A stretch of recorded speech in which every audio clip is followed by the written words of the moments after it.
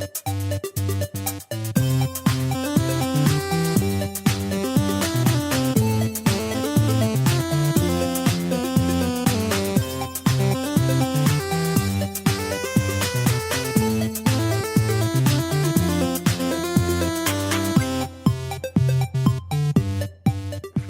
and welcome to the Unofficial Controller Podcast, your weekly gaming podcast. Episode number, now I've lost count, I'm well out of fingers at this point, but I'd say episode number 267. With me, George, in this week, joined by RGT. Hope to my dope. I don't know.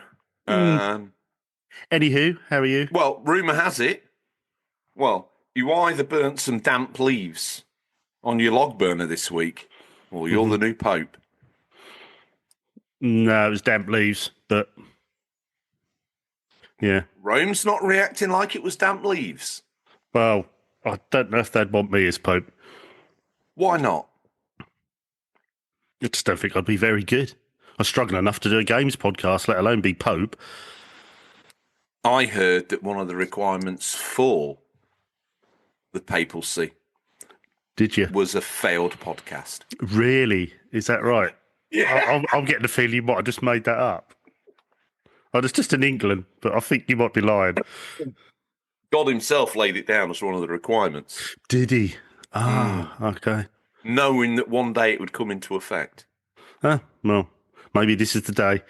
And also the rather complicated plumbing to take your chimney all the way down underground, across under the North Sea, into France, up through the Alps, down, back down into Italy and into Rome, and then up. And I'm not talking just a little bit, I'm talking up right up through the middle of Vatican City. Wow. This is... If you're new to the show, this is a gaming podcast. Don't be put off. Yeah. Note to self, don't record too early in the morning. So you're all right then, mate? Yes, I'm very good. Yeah, I'm very good. You brought me out of what can only be described as a trance-like state. I would probably say you're still in this trance-like state, but I'm not sure. I'm sort of... Forgive me, listeners, I've got a little bit of frog in my throat. Probably an ayahuasca toad. My God. RGT, what have you been playing? Well, thanks for asking. We're a gaming podcast, so we better talk about video games quite quick. Obviously, Xeno, 80 hours in now, and I'll be honest, I've hit a bit of a brick wall. 80 hours in. Some would say better games would have been finished by now. How's you feeling about this? You say that your enthusiasm is waning. Well, I think let me just paint you the image of a man from 2 weeks ago. All right, yeah. Well, again, I don't know why I've gone. Yeah, you make me cockney every time you do this. Yeah. It's all I can do. It's the only accent I can do. Yeah. All right, George. Yeah, how you doing? Good, Brad. Yeah. Anyway, I was playing Xeno. Yeah, all fired up. Yeah, I've got my skill license now, fella. Boo, boo, boo, boo. You do say fella. Boo, boo, boo. I don't know if I go boom, boom, boom. I'm not. Pew, pew, pew, pew, pew. I love it, mate. Yeah.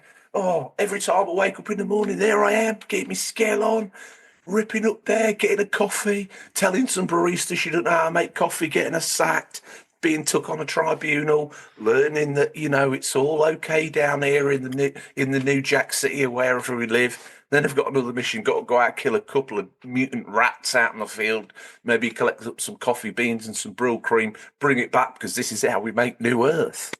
And you were living that dream. You were literally counting the molecules in the brill cream rat to make sure it had the holding consistency you needed it to. You even went to an employment tribunal to save some young woman's job, even though she tried to make you a coffee out of what can only be described in this industry and attitude era as rat shit. Now, you finished, or Why have you soured on it so quick? No, I wouldn't say soured. Well, I say quick, and I say soured. Why have you gone lukewarm after 80 hours? Was it just the length and girth of this title, or is there a little bit more to it? Right, as I was trying to explain. No, I think we've been quite busy behind the scenes, haven't we, the last couple of weeks? So I haven't put so much time in on it. And no, I played again the other day, and I played for about an hour, and just thought, I want to play something else. I think the gap has kicked me off a bit. I will carry on. I want to see the end game. I must get back into it. But yeah, I just thought played it for about an hour and thought, I think the break has not done me any good. I will carry on because it is dangerous. A brilliant game. Yeah, but I don't want to leave it on 80 hours. I mean, I'm chapter 9 out of 12. I need to get it done. That would be one of the most heinous gaming crimes you'd ever committed. To give literally the life cycle of a moth to this game for nothing. And I think also, I know that the next chapter I need to be like level 38. I'm level 34, which to then get to level 38, I'm going to need another 5 or 6 hours minimum of side missions to stat myself to get ready for that next. So I know that's going to be, I don't know if that's put me off or because I know I've got another 30, 40 hours in it. I don't know, but. No. Yeah, that's well over 100 hours. That's well over 100 hours, the game. The only thing that's making this slightly less egregious than Harvestella is you not talking about it as much. Yeah, I suppose so. Yeah, I mean, is that because the experience in Harvestella were more diverse, or is it just that? No, I'll tell you what. I think you hit the nail right on the head there. I think that is absolutely bang on. I think Harvestella, you had that bit of farm and you did have a fantastic story in Harvestella. To be fair, the story was superb. I did enjoy that, and you wanted to find out. You're desperate to find out the next bit of the story. Whereas this, as you've described it, is more like a single-player MMO. It's more rinse and repeat. I've got to give you a hell of a lot of respect though, to fight through and talk so highly of what is basically a single player powered MMO with that kind of gameplay loop. The screams of a man with a pain threshold never recorded before. I think this is a bloody good effort from you. Because is it an MMO? Is it faceless?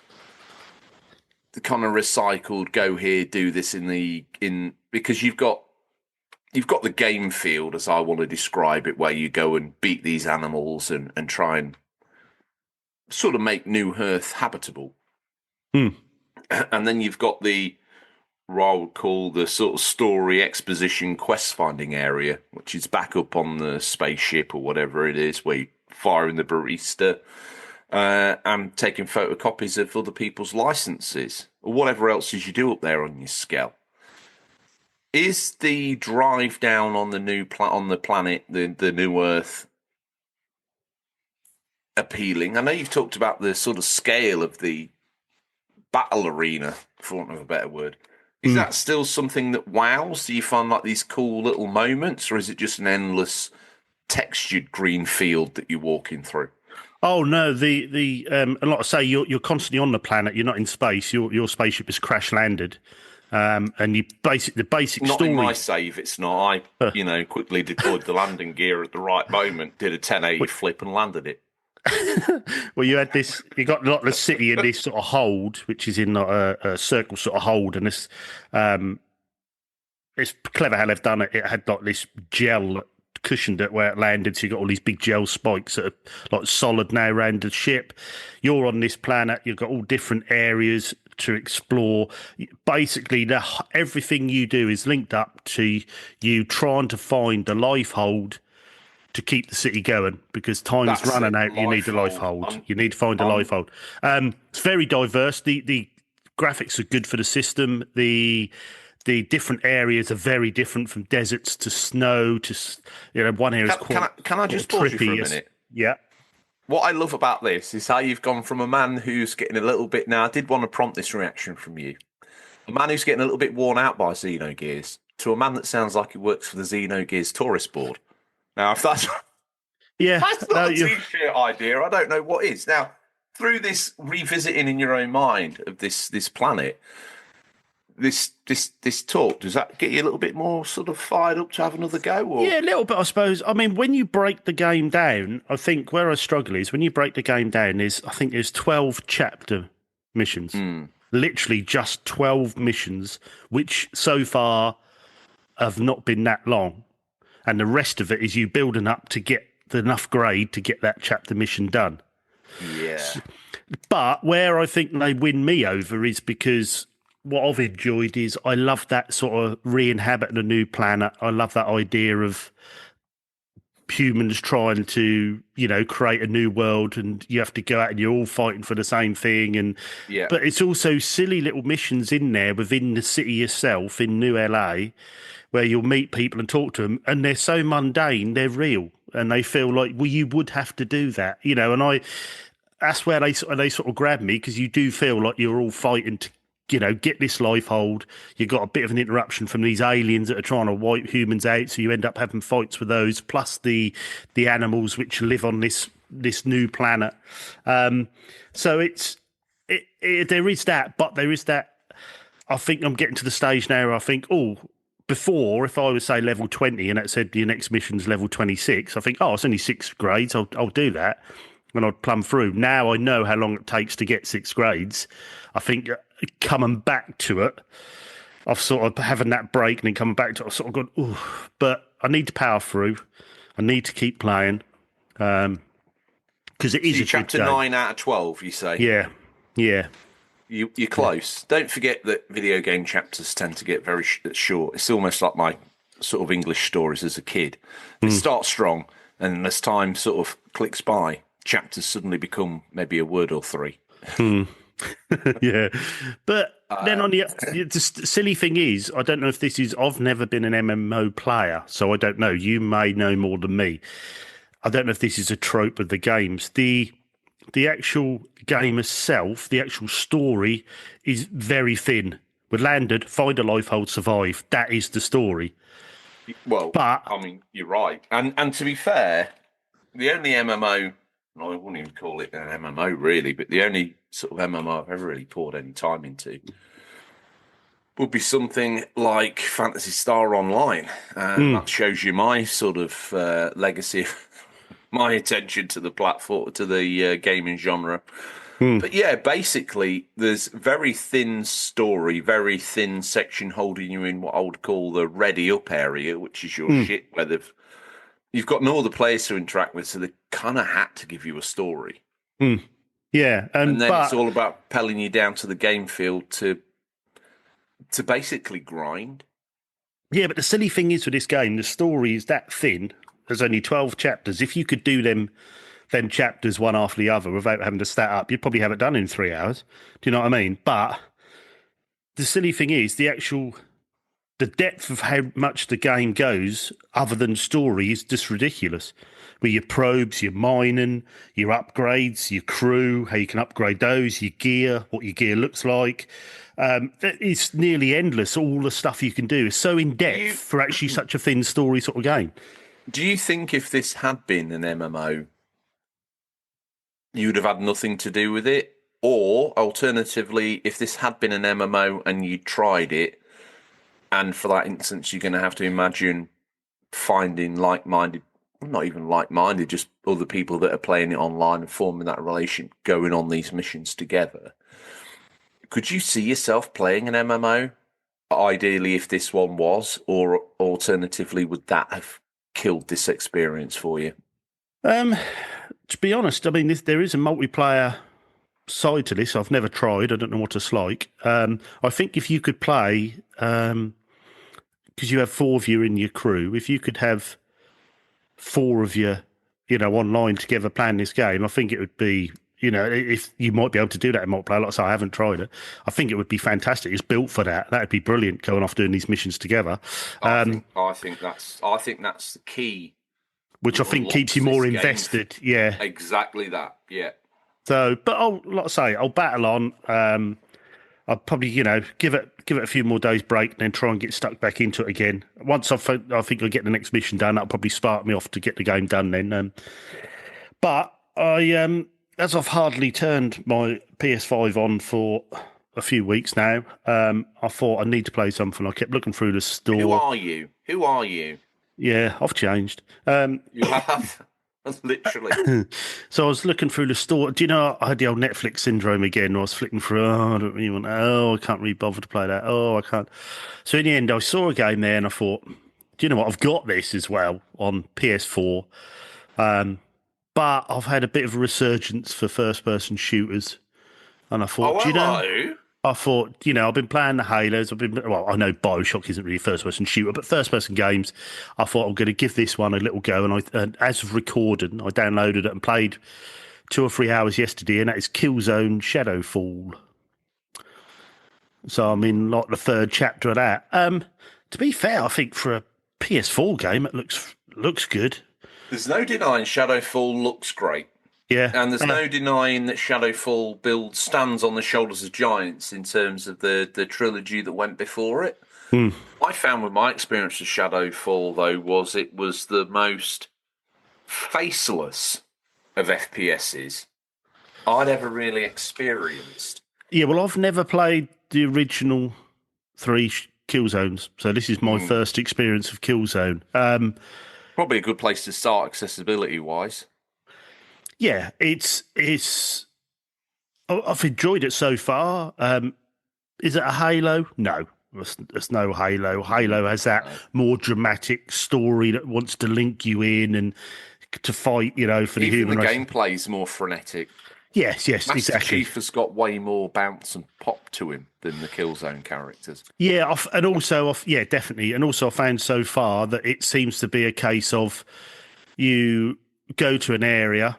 You might have to clear a few people out, do a few missions, then a wave come in, you stop that wave, do another mission, then a wave come in, you stop that wave, then you do and you sort of, there's a pattern there. But it's I've quite enjoyed it so far. I mean, I don't know how long a game it is. I don't actually know how long it is. I don't think it's an overly long game. I don't think you'd want a game like that to overstay its welcome, if I'm honest with you. No. But it's a good. Odd to say it's a good game. I wouldn't say it's up there It's technically proficient at what it does, but it's not going to win you any Game of the Year prizes. That's for sure. No, I think if you're a seasoned FPS player and you come to that, you're going to go, yeah, it's a first-person shooter game. It looks very pretty, but it's okay.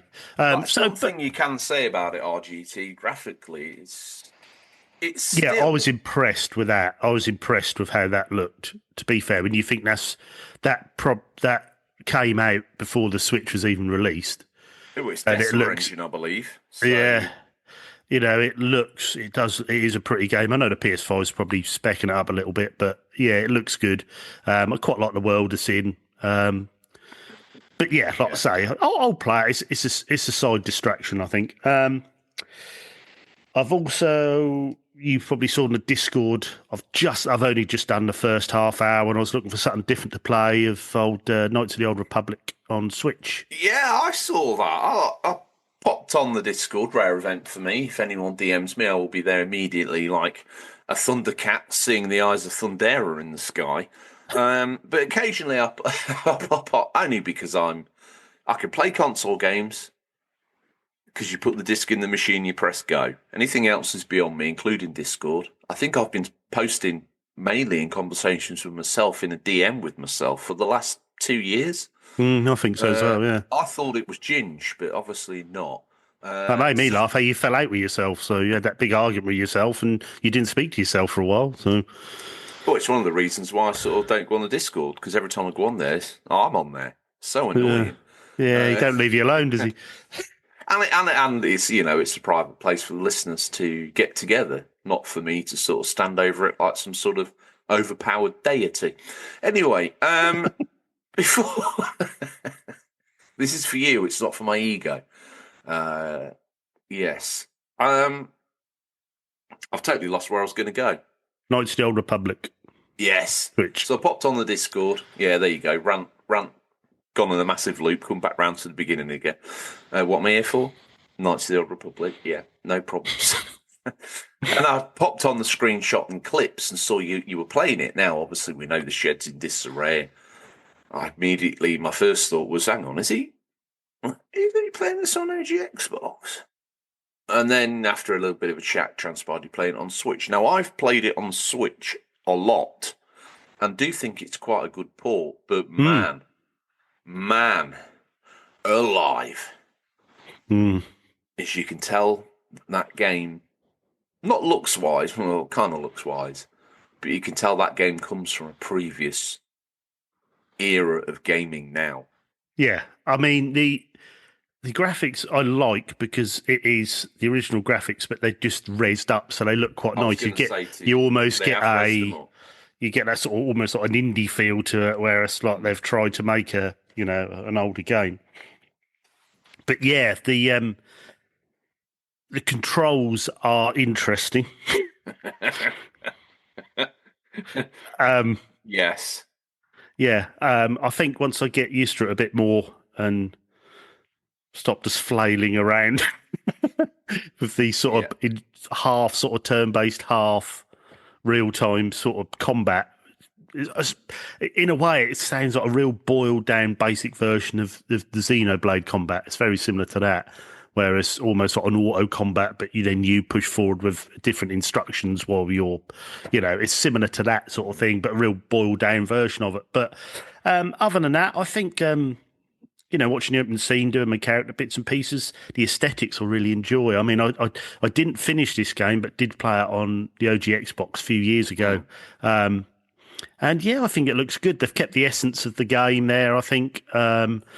So yeah, I'll carry on playing, I think, because I just fancied something spacey, Star Warsy. You chose a good time to get on board, because since its launch, I do believe that elements of 1 and definitely the vast majority of KOTOR 2 is completely broken on Switch. So really, and I think about, as luck would have it for you, about maybe a month or two ago, out of nowhere, it got a patch.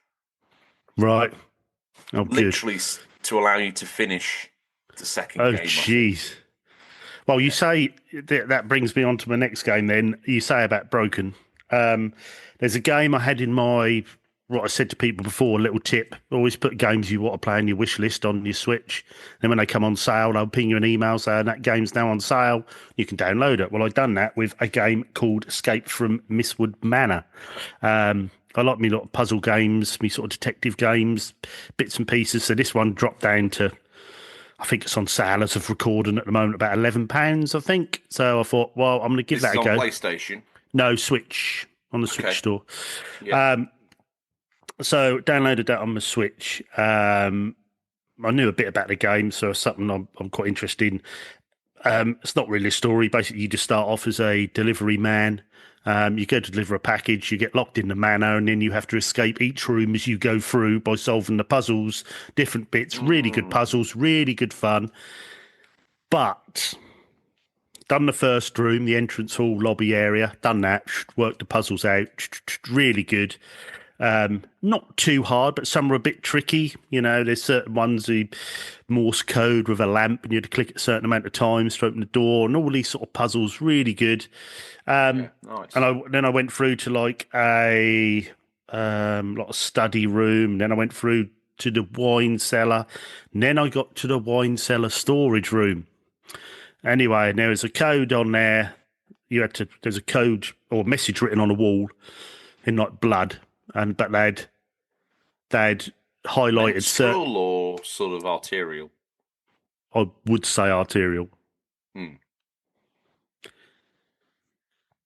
And they had highlighted certain words on there. So it basically said, use pictures 4 and 7.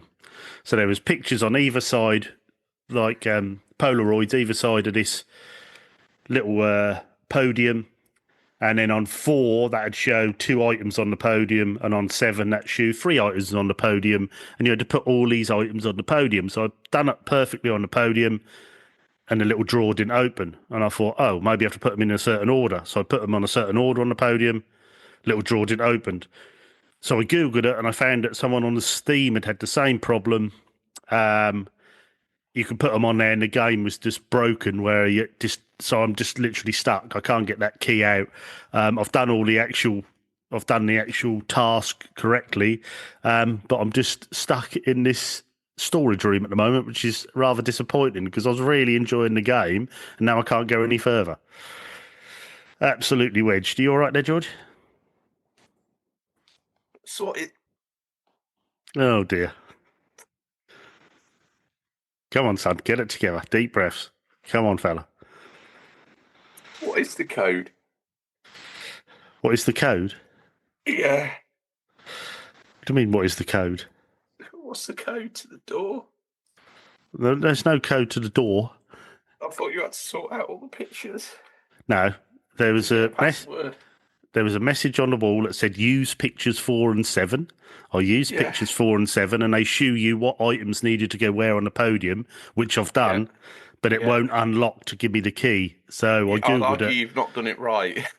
No, yeah, I have actually done it right, but it's a glitch in the game. They had a problem with it on Steam where it just bricks. It won't give you the key. It's not initiating the. It's not recognising you've done the.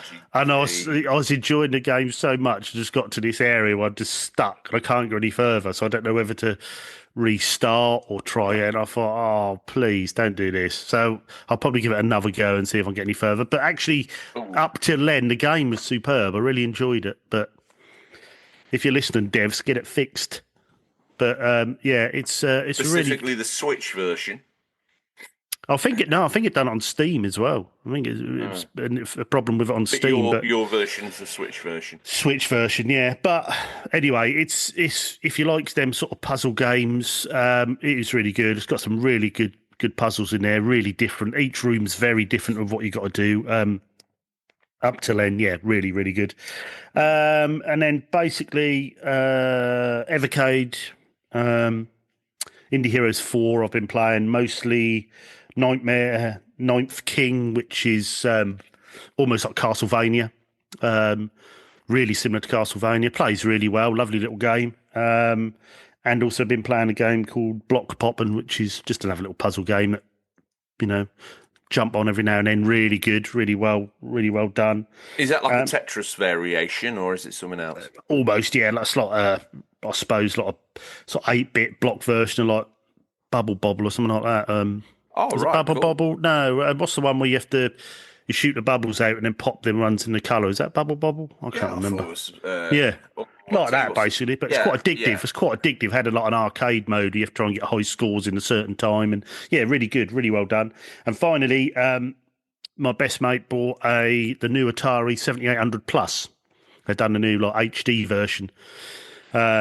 That was his birthday. Can it play carts, or is it inbuilt emulation? It can play. It can play 2600, 7800 carts, and plus people are releasing new games for the system as well, which you can buy on Amazon. God. Yeah, but I tell you what, some of the best gaming fun I've had in a long time. It's a good little bit of kit. It's a mini version of the 7800, but they've got all the metal strip. It looks very similar, a lot smaller than my original one. So that's the aesthetic they've gone down, the 7800 one. Yeah. Can you get it in classic, like 2600 woody form as well? And it's still I believe so. Yes, I believe so. You can. Yeah, I believe so. You can.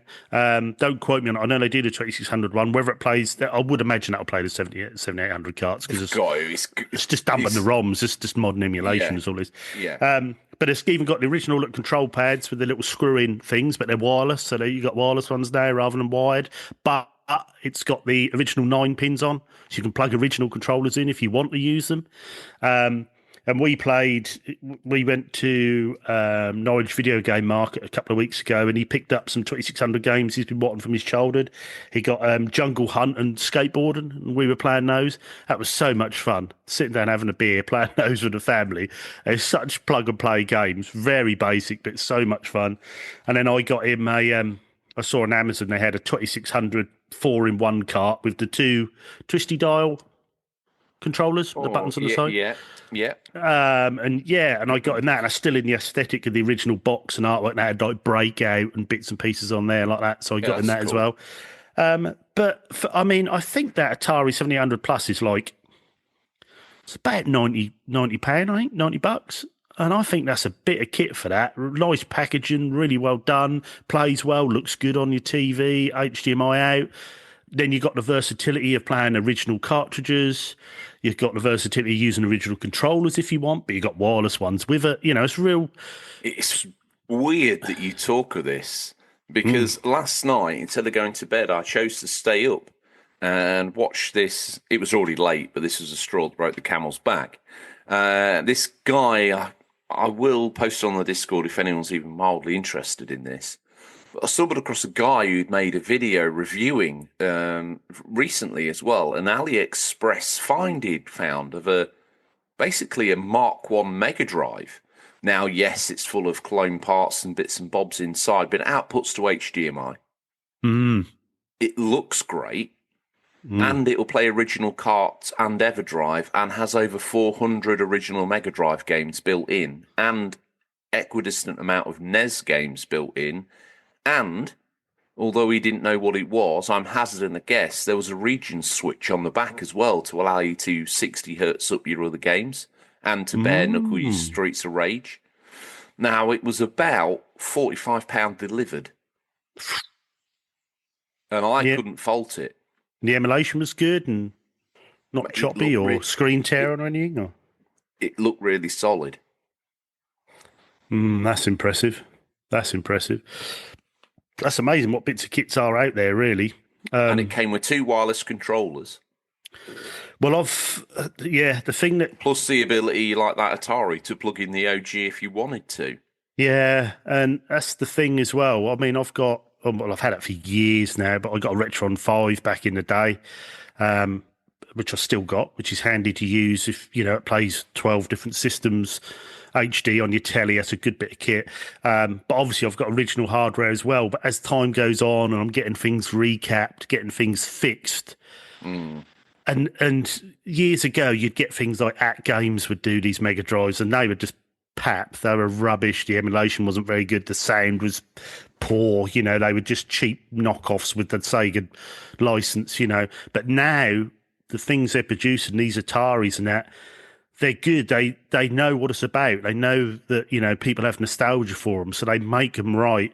But you have the ease, you have the quality of life things added in with the wireless controllers, but they are the original controllers. It's literally just wireless. They've took the patterns and just literally remade them. And you can play your original cartridges on, and that, you know, my Atari 7800 needs a bit of work done to it again now, and you start to think, do I get that done, or do I just buy one of these? You know? Well, that was I was looking at this and thinking to myself, do you know what, you could have that plugged into the telly in the main, you know, the main lounge. Yeah, exactly. You could bring the odd game down, a little bit of Sonic 2, Streets of Rage, HDMI. You've made it easy. Heck, you don't even need to get the cart out. I mean, this is sacrilege in a way because it's already built into it. Now, obviously, this thing fell short in some ways. You're not going to be able to stick a 32X in it. You're not going to be able to clag a Mega CD on it. But one wonders, with emulation and an EverDrive cart, whether you would need to. Maybe you could just pop it on the EverDrive, play it through the EverDrive. Yeah, you'd be okay with that. You can stick the 32X's ROMs on there and the Mega CD, Sega CD, etc. on there if you wanted to. The kits. I don't know whether that was because a few years ago, I mean, the Retron I found a way to go. A lot of people didn't like it because it dumped ROMs. It wasn't FPGA; it was more just a ROM dump. But it was such an efficient way of playing, with so many options for scan lines, so many options for saving with an SD card, so many options to download. I mean, I done it on Mega Drive. Went on my computer with my SD card, and I downloaded every Sega Mega Drive cheat on an SD card and just popped it in the back. So then when you go to play any Sega Mega Drive game, it comes up, do you want cheats enabled? You just get a list of every cheat for that game. And just done. You know, it's just things like that. You just think, oh, wow, this is impressive. And, you know, at the time, I think my Retron 5 was £120. But now when you're getting these systems like this, I mean, you could have an HD TV with an Atari, a Mega Drive, you know, these things set up, ready to play, Yeah. on your, like you say, on your TV, if you're an EverDrive user, you can dump ROMs on there. You got a library straight away there. Do you know what I mean? It's just that ease of, you don't need a CRT. You don't need to keep these old machines running, which is sad because I love keeping the old machines running. But it does make you think. Well, I also happened to stumble across a video of a guy who refurbishes, who was refurbished. He wasn't a console refurbisher, he was just a general refurbisher. And I noticed when he was doing a Mega Drive and he's no raw talent custom console sprayer, that's for sure. It had an orange peel on it, like, you know, your nan's backside. And he went for the zoom in moment. I was like, you shouldn't have done that, mate. You shouldn't have done that. But the thing that noted that I brought, this is why I bring it to the table, is he took the lid off what looked like a tired Mega Drive, but not one that was obscene. Sort of thing you'd find out there in the wild, you know. He took the lid off and the RF shield, you know, the metal lid that goes over the internals of the Mega Drive. Yeah. Completely corroded. Now, these things, when you stripped them apart back in the day, that was chrome. Yeah. And this thing is just like a tarnishment. And I thought to myself, we're at that cut-off. Yeah. I mean, I had my Mega Drive 1, and I've got a Mega Drive 1 and Mega CD 1 and Mega Drive 2 and Mega CD 2. I had them both recapped. Or when I put the Mega Drive 1 in for recapping first, and I had a leaky cap on there, you wouldn't have known it played. You know, you wouldn't have even noticed it. But he said you were weeks away from that and then just completely going through the board and ruining it. Yeah, it would have been unfixable. That was just by luck that I timed it and got it done. You know, I've got a good guy who does it. I think I paid like £60 for caps and recapping for the Mega Drive and the Mega CD, which, I mean, the Mega CD has loads. I mean, it was like 90 odd caps. CD to that. Mega CD to that. It's like 90 odd caps. And then you start thinking, especially for the Mega Drive side, you know, you're spending, it's probably more than that now. You're looking probably £80-90 to get it recapped. Or do you buy one of these modern ones just with the board in? I know it's not original, I know. But on the other hand, when I had mine recapped, the colours and everything popped so much more when it had been done. You don't realise, because it's a slow deterioration of the machine, you don't notice at the time that it's slowly deteriorating the graphics that are put on screen.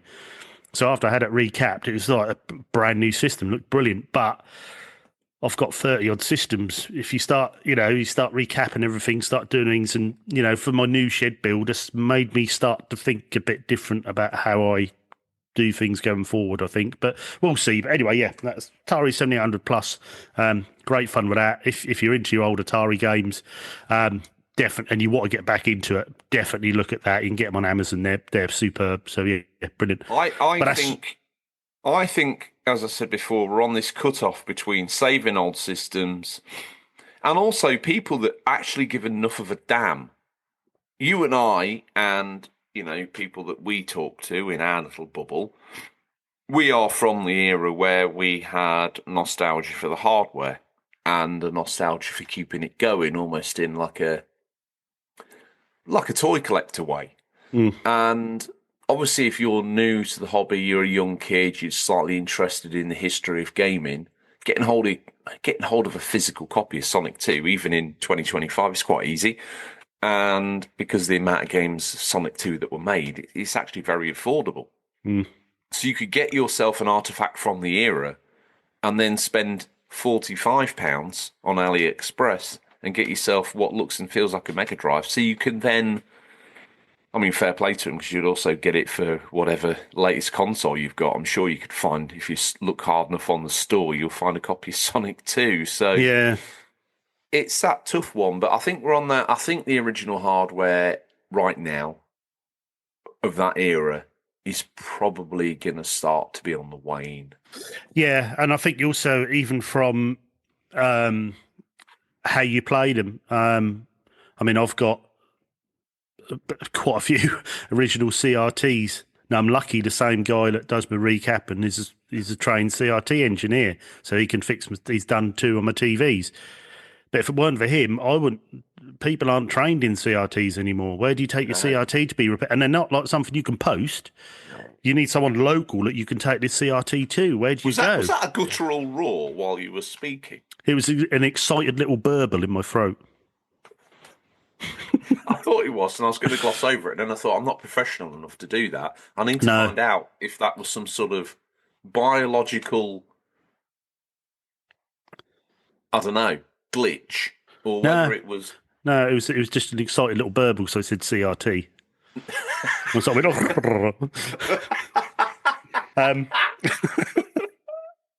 but yeah, like I say, it's getting tougher and tougher to get these repaired, which again has got me thinking from a new shed. I'm really thinking of going down the OSSC route and getting these for I know it's not the same on a flat screen, but having just one CRT, one flat screen, and putting everything through the two, space saving. Let me put it to you like this: would you take 2 bottles into the shower, or would you just wash and go? Years ago, I'd have took 2, but now definitely just wash and go. Let that form the future of your gaming habits. Yeah.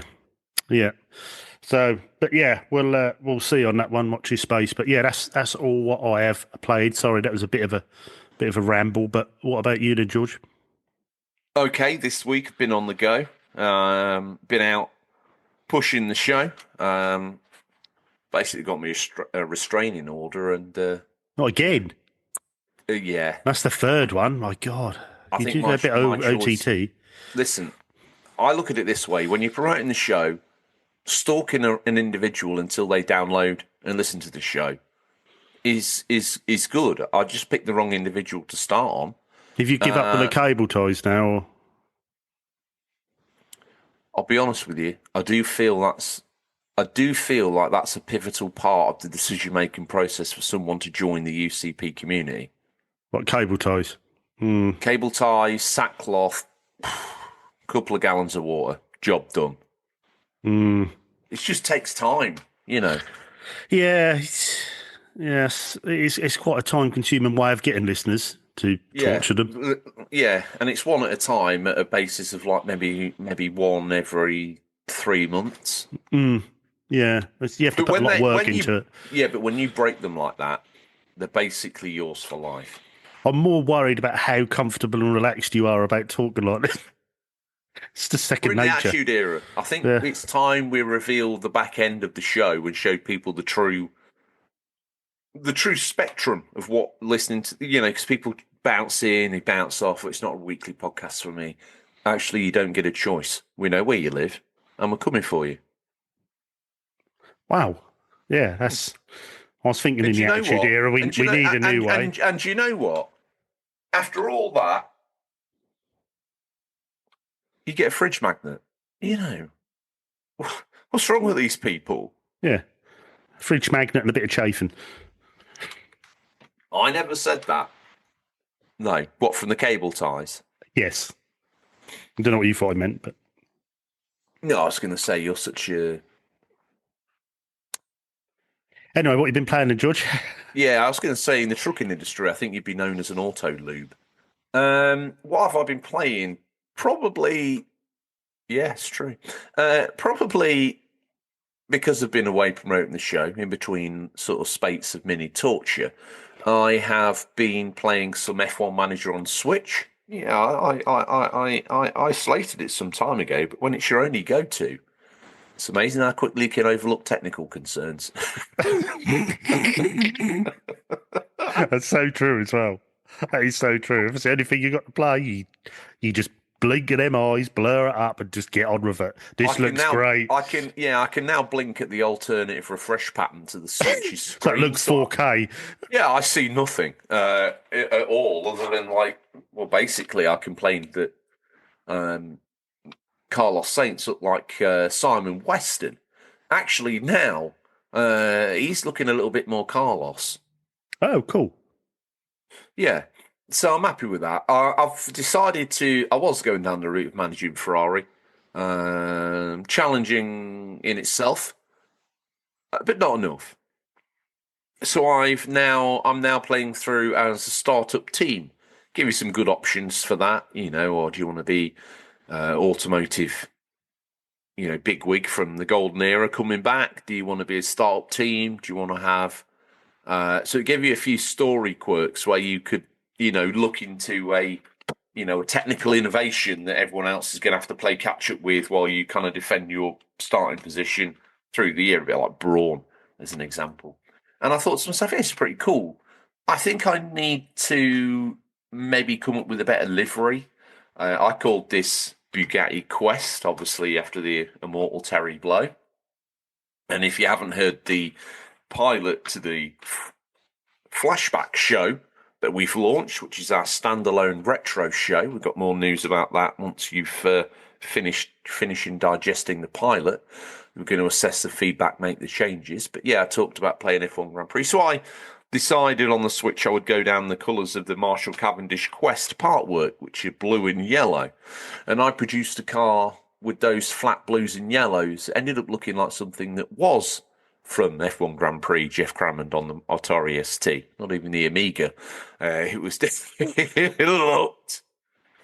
Oh my God, now it even pains me when I'm playing it to see my team.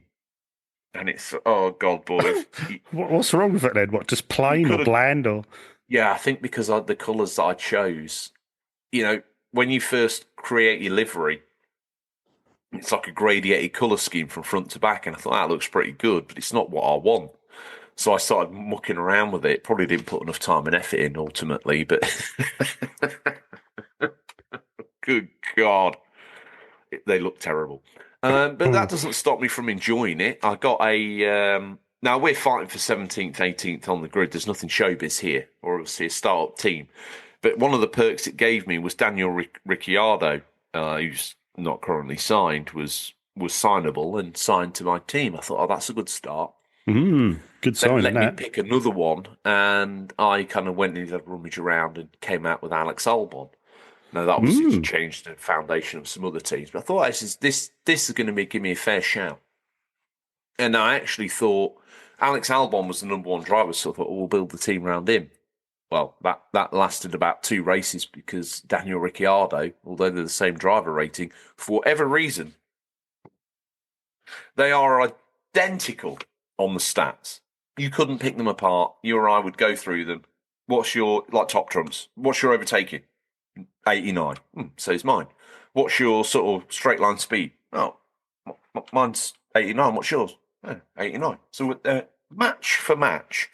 But what I love about Grand Prix Manager is either in your own mind or through the spirit of the game being like this, is you kind of... Because I said I think it was at Monaco, we started off on a one-stop with Daniel, and I didn't think it was going to pay out. Then halfway through the race, I thought, hang on a minute. If they pit now, worst case scenario, we're in the top 10 at Monaco. This is big time. Daniel, go for it. And he went. And considering we're 17th, 18th on the grid, there's Daniel Ricciardo. And I thought, this is going to end badly because sometimes when you turn to really gun it, they burn through a set of tyres in 5 laps and then they kind of fall off the bubble and you can't do anything. You've got to pit them again. I thought, oh no. Don't do this to me now. We've sniffed it. We've tasted the top 10. This could be something. Go for it, Daniel. And he drops a hammer and he's coming round. He's overtaking people. I'm thinking, oh, this is not going well. Like, where's all this pace come from? Why is no one else, trying? There he is. Alex Albon's falling further and further back. And Daniel's up there in the top 10 pushing. Well, late race safety car. Hold it together, block your position. Daniel got a podium. No. God, you've got me on the edge of my seat. I'm loving this. This is brilliant. Maybe the whole show should just be my gaming stories, but yes. Anyway, bringing the cold water, pouring on his ego. Simmer down, boy. No one comes here for you. You're just here as a foil to our GT. So I know my role, and sign the checks and be his foil. Absolutely, yep. It's a charity, really. And then had some medium successes. And, it's quite rewarding. I'm now in that situation where I really should develop next year's car. But because I've seen some glimmers of success, I'm now torn because it's like, oh, we're never going to win the championship. We know we're not, driver nor constructor. Do we have a go now? Because I feel like some races are on the bubble of being good enough to be on the top 10. And I do believe it's the drivers, because when I do the engineering analysis on the car, it clearly states 17th or 18th on the grid is your sort of technical high for this car.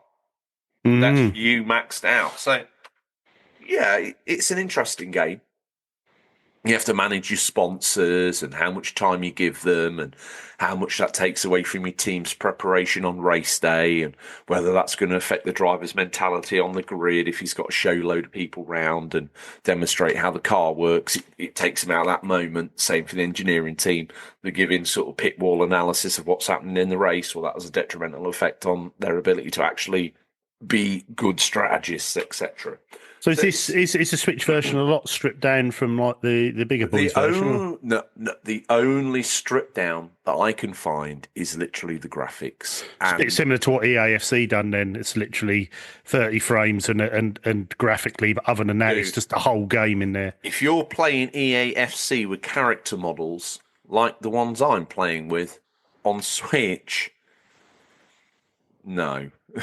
Now, the actual character models aren't too bad on the Switch. They're okay. I think I beat down on, I said, Carlos Sainz looks like Simon Weston. No, maybe not that bad.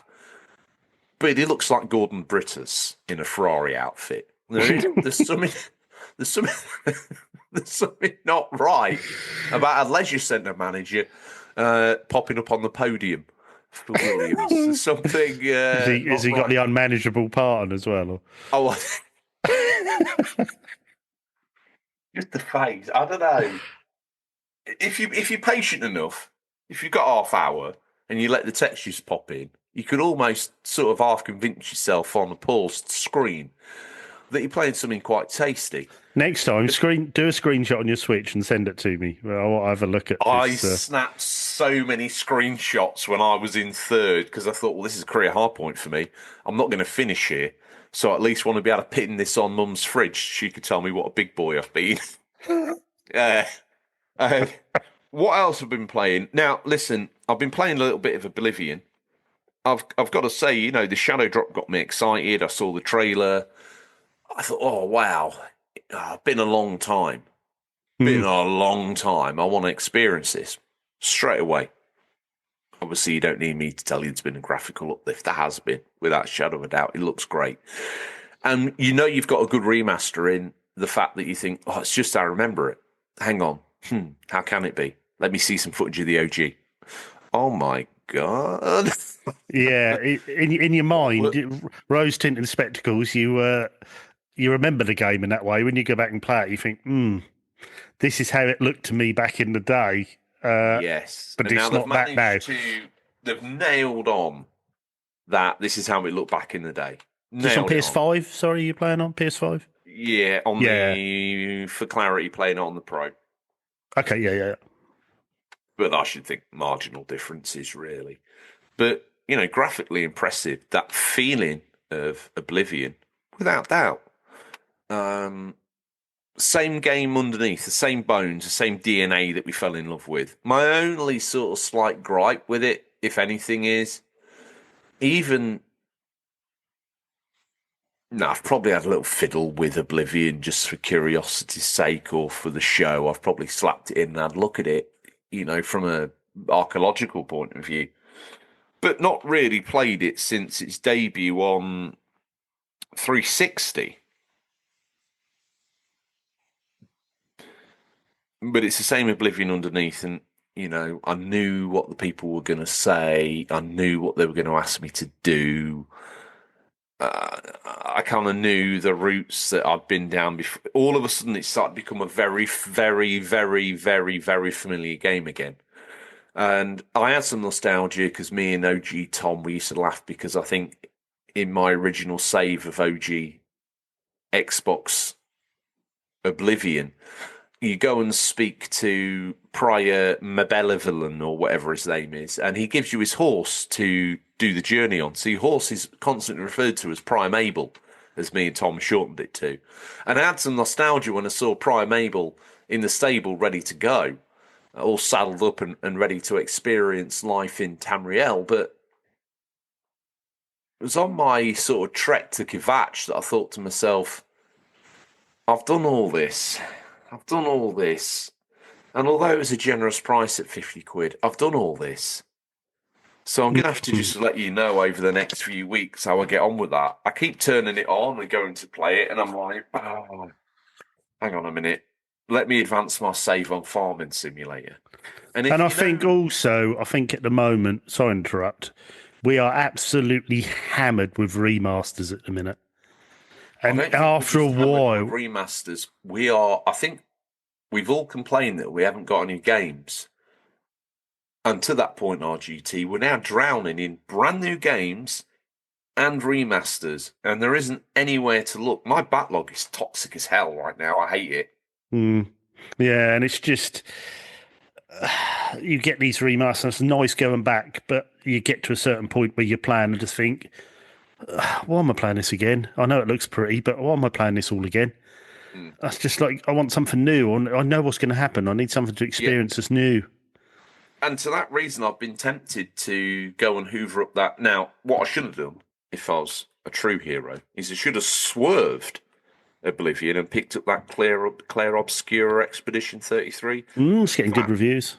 That looks so good.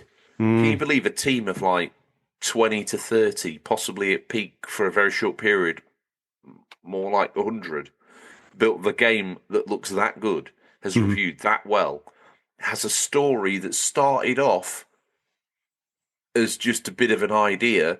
A voice actor was signed up to record some bits of free on Reddit, ended up becoming the story's lead writer over time, and we now have Claire Expedition 33 in front of us. Yeah. And you got to think to yourself, I thought we couldn't make games like this anymore. I thought we needed these massive teams. I thought production values are through the roof. This game looks, in my opinion, as good, if not better, than games that have had 8 times as many people working on them. Yeah. You could argue, right, that this is slightly obscured by its JRPG turn-based mechanics. Those games have always been able to be more beautiful, going all the way back to the SNES, the Mega Drive, and before. But this thing dances what I can only call, this thing's coming. Let's put it this way. Final Fantasy 16's up on the stage doing the patter cake. Its mum and dad are in the audience in tears clapping. Claire Obscura comes on, performing the blooming Nutcracker waltz. Up and down, doing all the ballet. Unbelievable. So I'm, as a side note, as I make my backlog even more toxic, I'm thinking about jumping on that pretty quickly. In the meantime, I've been playing a lot of Farming Simulator. I get home and all I want to do is put Farming Simulator on, go on Apple Music, find myself a nice little playlist, and listen to that while I let my workers know, mate, because this is how weird I am. I don't want to plough the field myself. No. I want to set an AI on and watch it plough. Wow. And that is, mate, that is what I'll do. Now, if that's gaming, I'm a gamer. If that's not gaming, I don't know what I am anymore. I can see you're doing the simulator role, I suppose. You're hiring and you're the farm manager and you're watching him. And every now and then, I have to step in and be like, no, mate. Come here, fella. Let's have a little word. You go back to check how that field's doing, and the AI's managed to park a combine in a tree. Yeah. And I don't just mean you driven to the side of it. I mean you come back and it's upside down, nestled in the tree like a nest. You're like, oh. What's happened there, fella? I would love an action replay. You come back, it's like, how did this even happen? I would love to know. Then you can rewind time and find, because I've bought some woodland in my save, Carmson Farm. If anyone wants to download it, you can work the map that I'm working.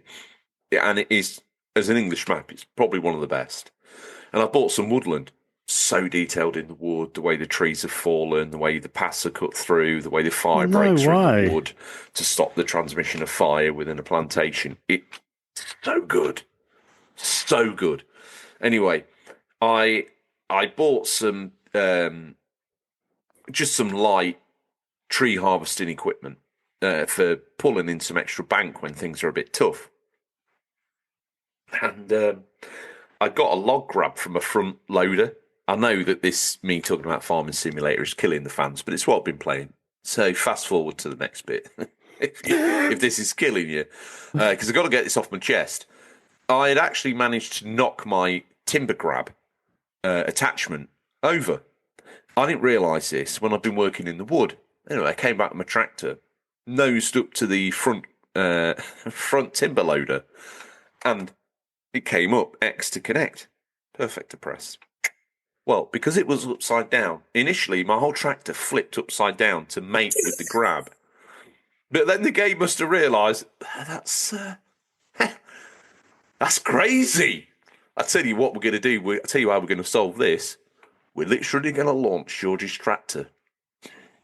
Probably a clear 100 miles up in the air. Boom. What? But it just went. What, and you're still in it?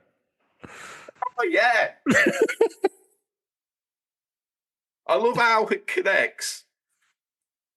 Kind of connected to the front loader, and it's like, well, that ain't right. You can see you can see the logic of the FS25 go like, no, that ain't right. Flipped it. Oh, there needs to be some serious repercussions for that. Boom! Boom. You didn't crash after that? Or? I just landed down on its cabin and flipped on its wheels, and I carried on as if nothing had happened. Classic. Oh my God. Really, you know what? It's quite fun. As a side note, and I know I've bored everybody, I'm not going to do it too much more. But very quickly, obviously, after saying I wouldn't do it, if he looks you in the eye and tells you he ain't doing it, he'd swear on his life in that moment he ain't doing it. But knowing George the way we know George, if he says he ain't buying MLB 25, damn sure shit he's buying it. He's buying it. And yeah, here I am, waltzing in. I'm doing my usual yearly struggle with the face scan app of like, is that what I look like? Hideous, delete it. Must have been bad lighting. Do it again. I've got the David Bailey in here on the floor with lights, the whole bag of tricks. I've got makeup.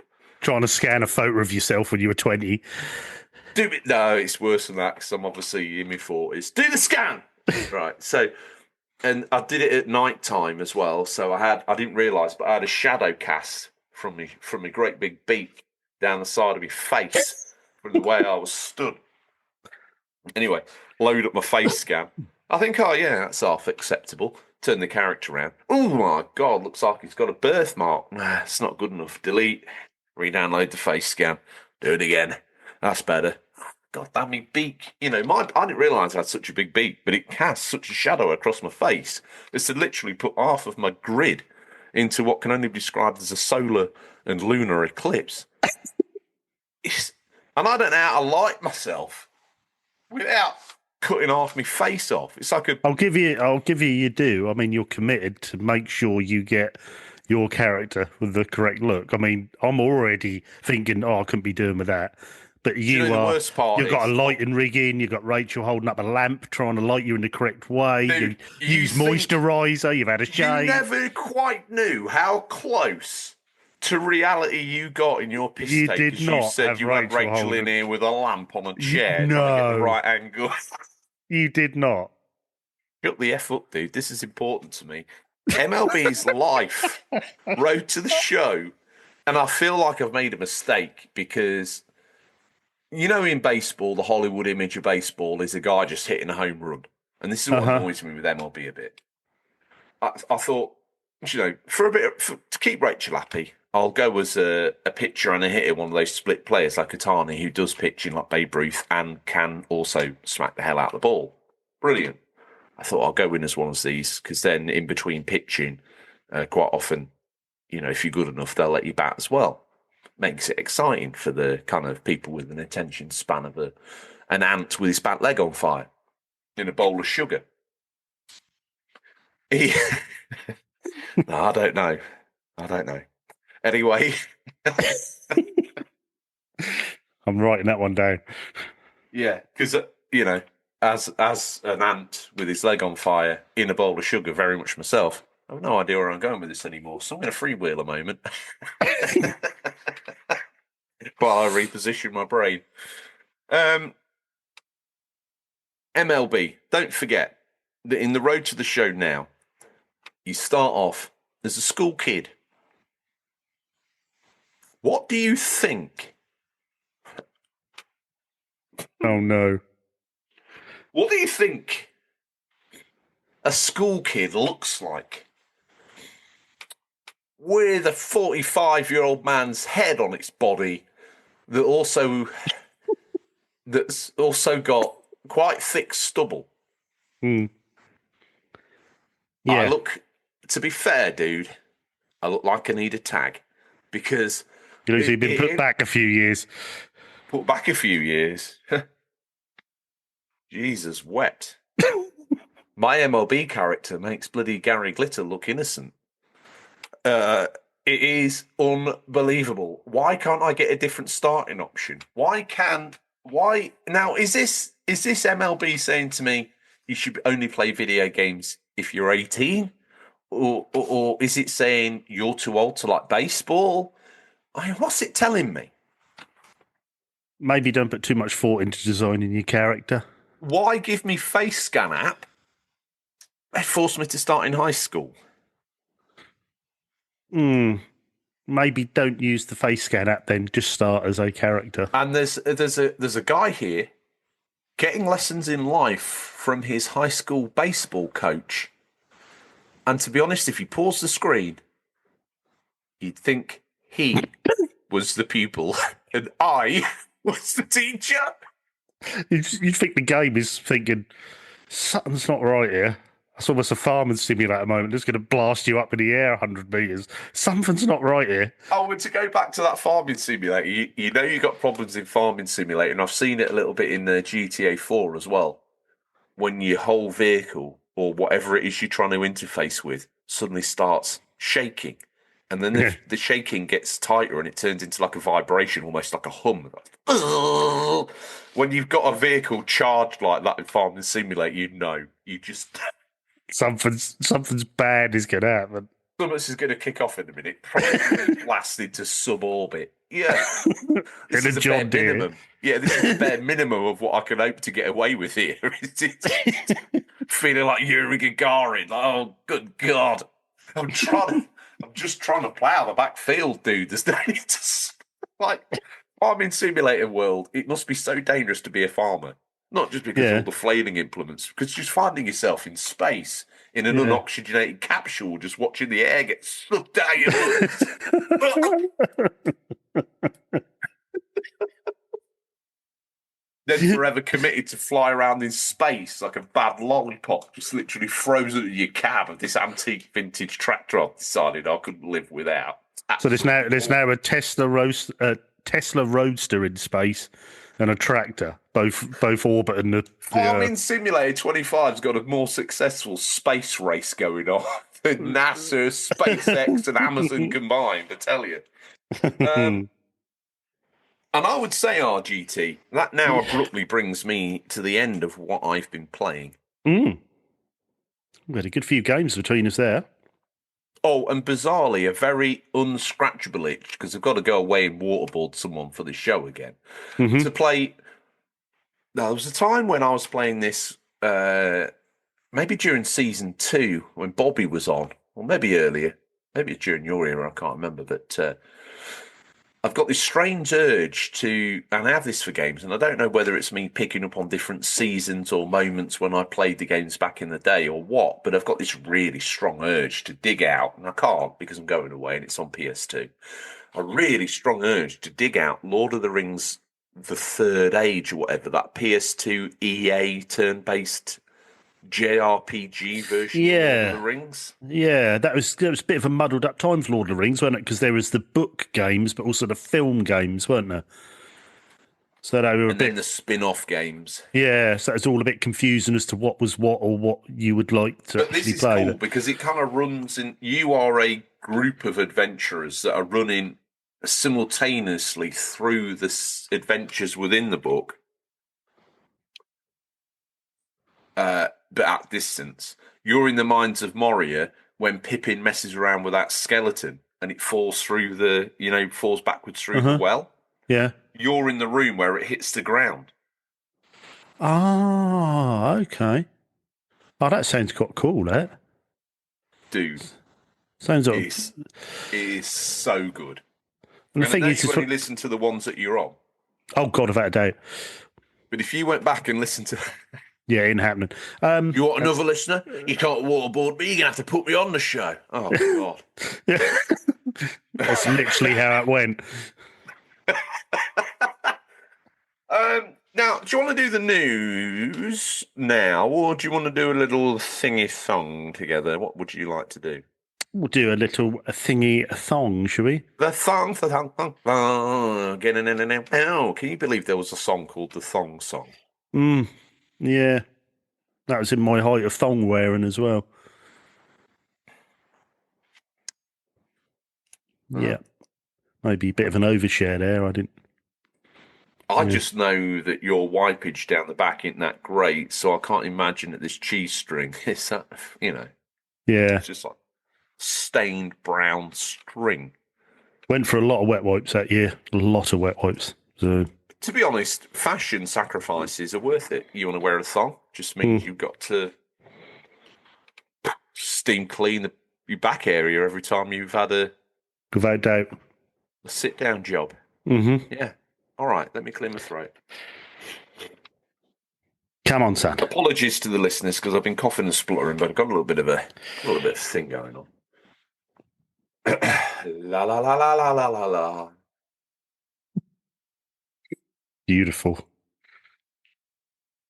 GTA. It's like the Lone Ranger riding on down. Bring hidden gems to me. Wow. I actually got a bit emotional then. Oh, it reminds you of the time that your grandmother passed away, did it? Yeah, similar, yeah. It's the only time you've ever felt emotion, you machine. Yeah. The only time I ever wept. The only time I ever will. Wept. Glad we cleared that up. Yeah. Right, tell me, because this will see a spike in listeners because the algorithm's going to let everybody know this had a hidden gem in it. You are the diamond to my clay. Tell me. Yeah. There's a Minecraft reference for you there. Tell me, what is this game? And are we playing the guessing game? You got patience for that? We'll play guessing game, shall we? Okay. All right. The platform is the Nintendo DS. The developer is a company called Cing, C-I-N-G. And the style of game is... It's more like Singe. Yeah, I'm glad you said that. The style, it's a strange one. It's more like a first-person point-and-click adventure. Ooh. Yeah. And it was released in 2007. Hang on. Let me... Just give me some of those again, because I was trying that hard not to laugh at what Singe rhymes with, that I've just completely lost it. So, it's on DS. Mm-hmm. DS. It's like a... Why did I even go there? I know. It is... No, it can't be. Well, it could be. Can you give me the genre? It's... Like I say, it's like a first-person point-and-click, almost graphic novel adventure, if that makes sense. It's got all those elements involved in it. It's either a game you've probably Is it Ace Attorney? No. It's Is something. it like that? No, yeah, maybe a bit. Yeah. Pokemon Mystery Dungeon Blue? No, no. It's quite an obscure one. You either know it or you don't. I think like I say, a single player. 2007. It was released. Hold.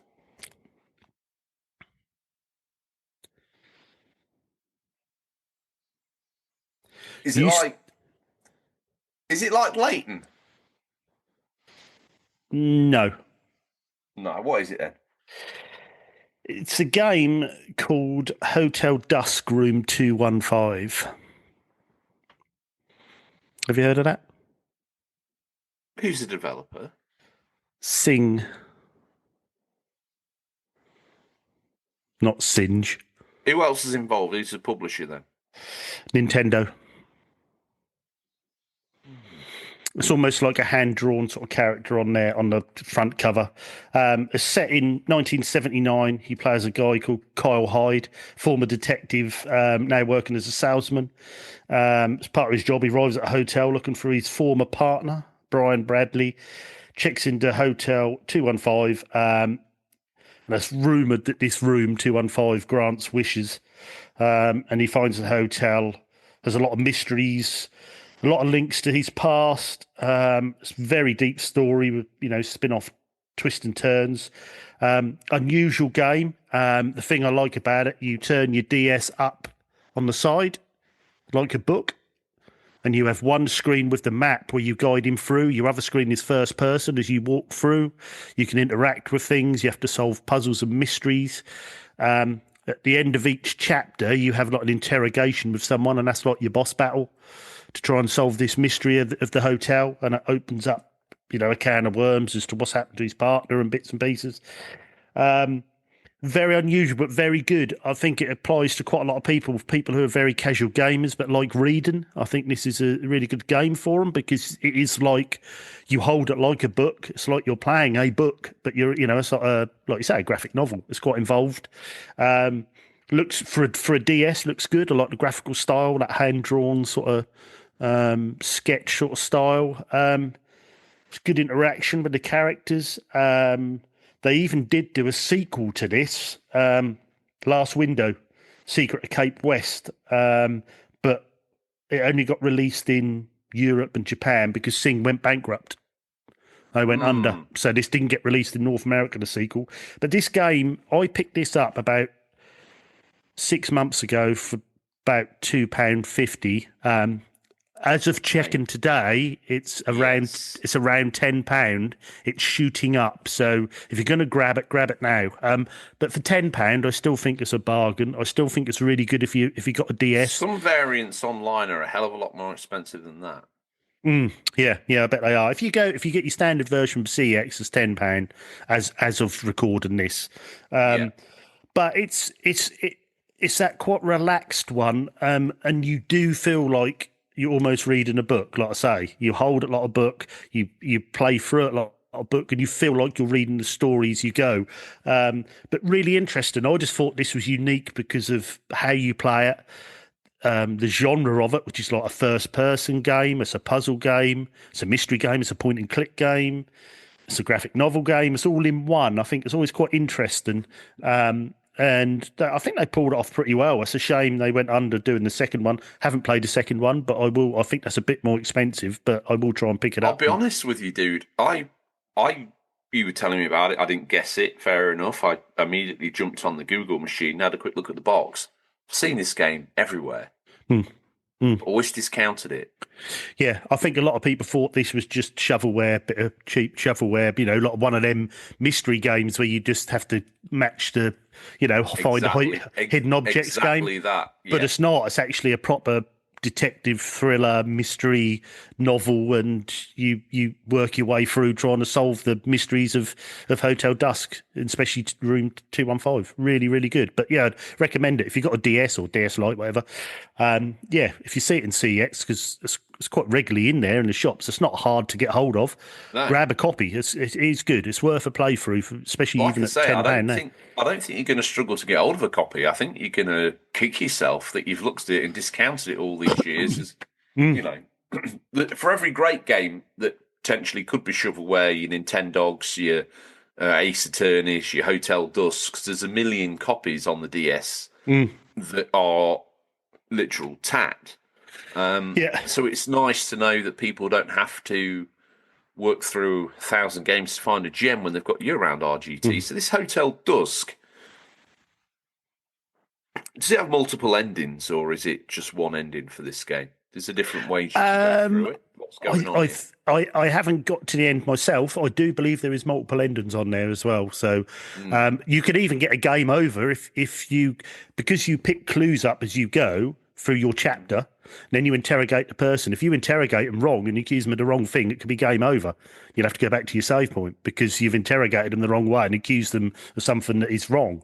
So it's quite clever how it does it. You have to put your clues together. You've got a little journal you can make notes in.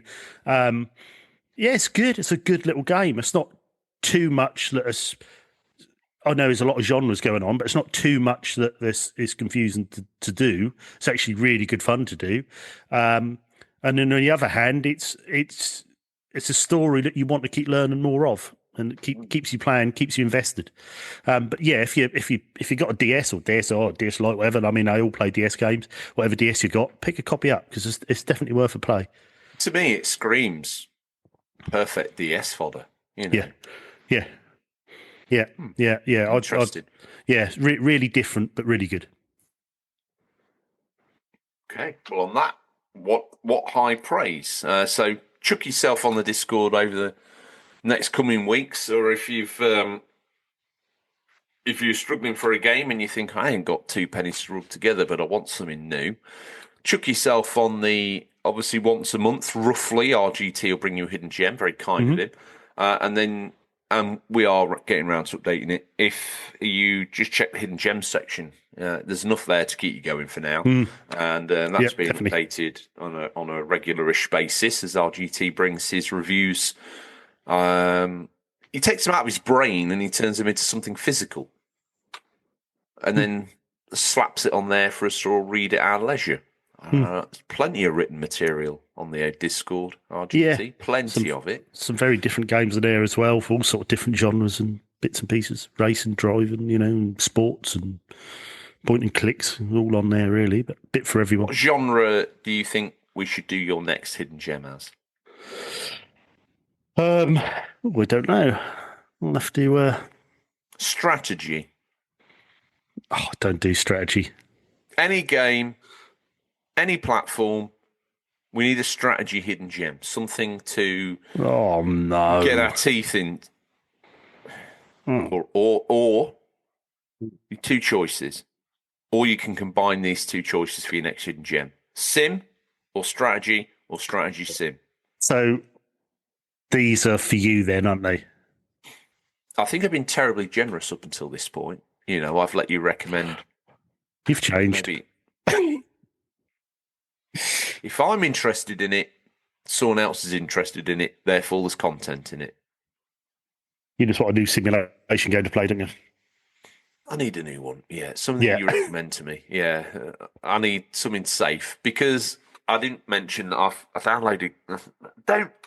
Oh, no. Look at me, don't judge me now, not like this. Not now, not on the show, not during this section of the show. No. Look at the floor so I can talk. Okay. I've been... Are you ashamed? Not necessarily. A little bit. Yeah.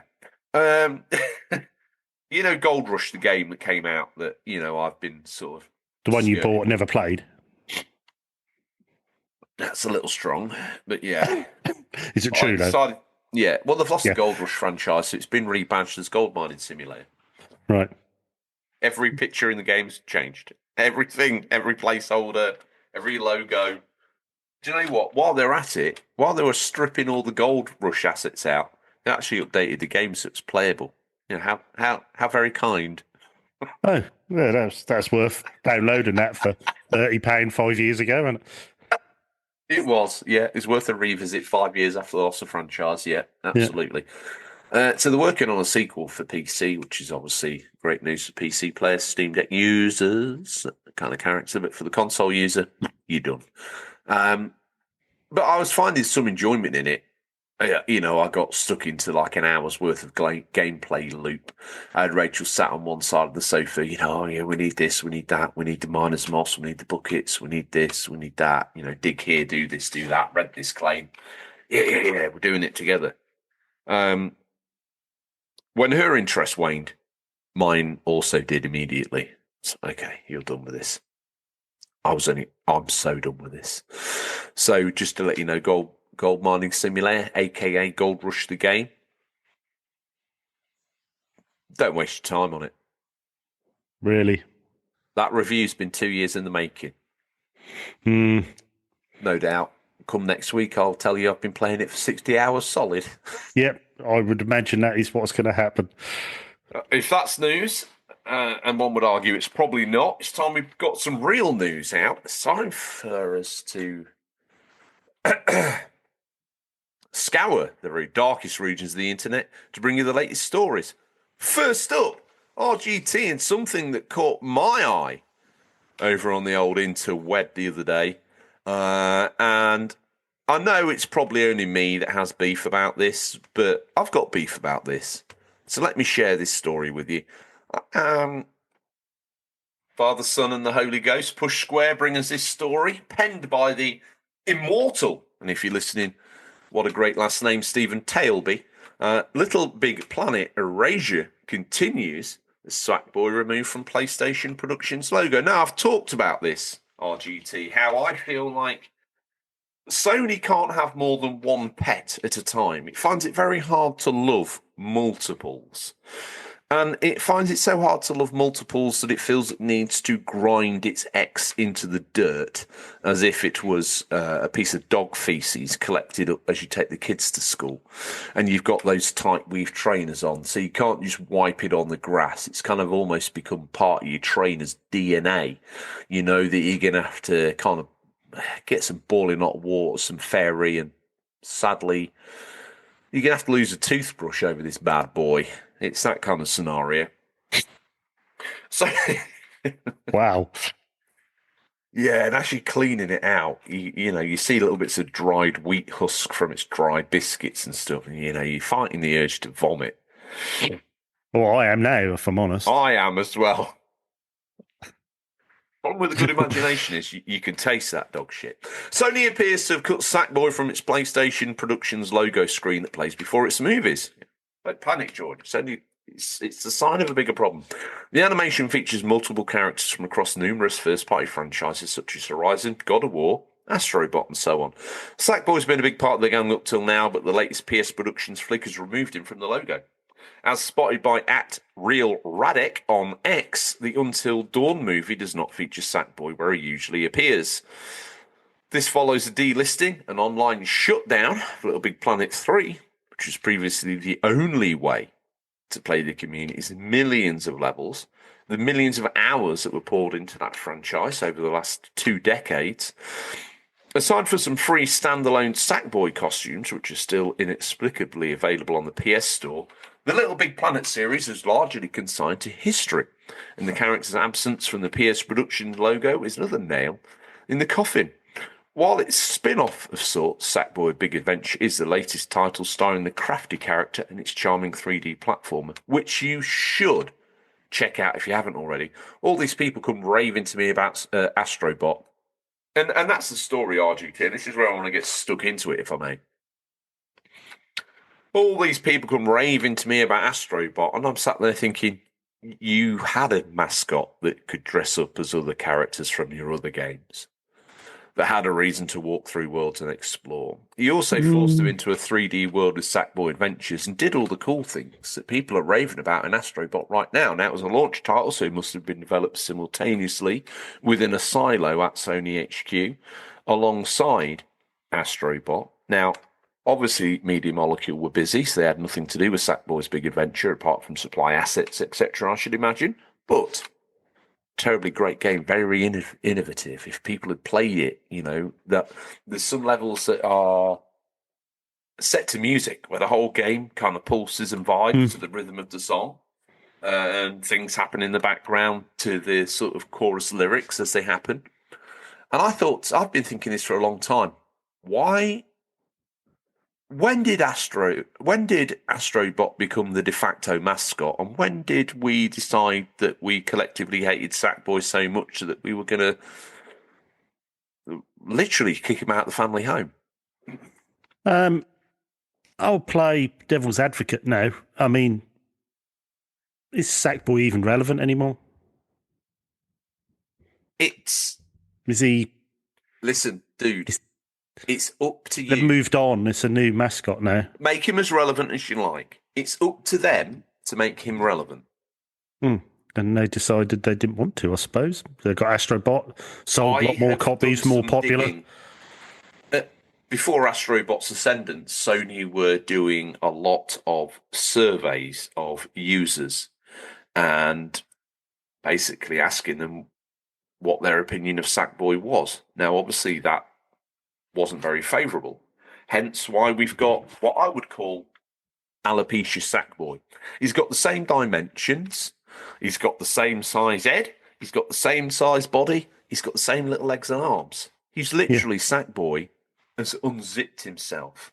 And inside, all along, was Astrobot. Yeah. In fact, it's not hard to imagine that Sackboy... Oh, Sony, I've just saved you millions. Sackboy is Astrobot. There you go. You answered your own question. Okay, so next bit of news. No, in all honesty, though, to me, Sackboy was a mute, which always works quite well from a marketing point of view because you can't put words in his mouth. Therefore, he doesn't need to be spoken. Therefore, he's usable across the world without needing to relocalize the guy. Same for Astrobot. Very cute, very small, immediately recognizable. I just felt like Sackboy never really got his turn in the barrel. And he's been dropped where right now nostalgia would peak him back. I suppose so. I mean, he really peaked on the PS3. And then it's been a bit of a slow decline since. You're right, the PS5 game at launch is very good, actually. It's very underrated, that game.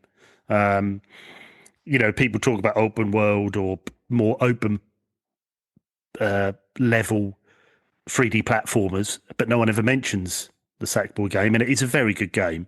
It is good. It is. But I don't know. I suppose Astrobot seemed to hit. People really enjoyed him. Let me ask you this question. If Sackboy's Little Adventure, or Sackboy's Adventure, or whatever it's called, had been free on the dashboard of PS5 and not a £70 purchasable game, would we have a different story here? No. You don't think? No, because I just think... I think Astrobot is the new Sackboy. I think it's moved on from him.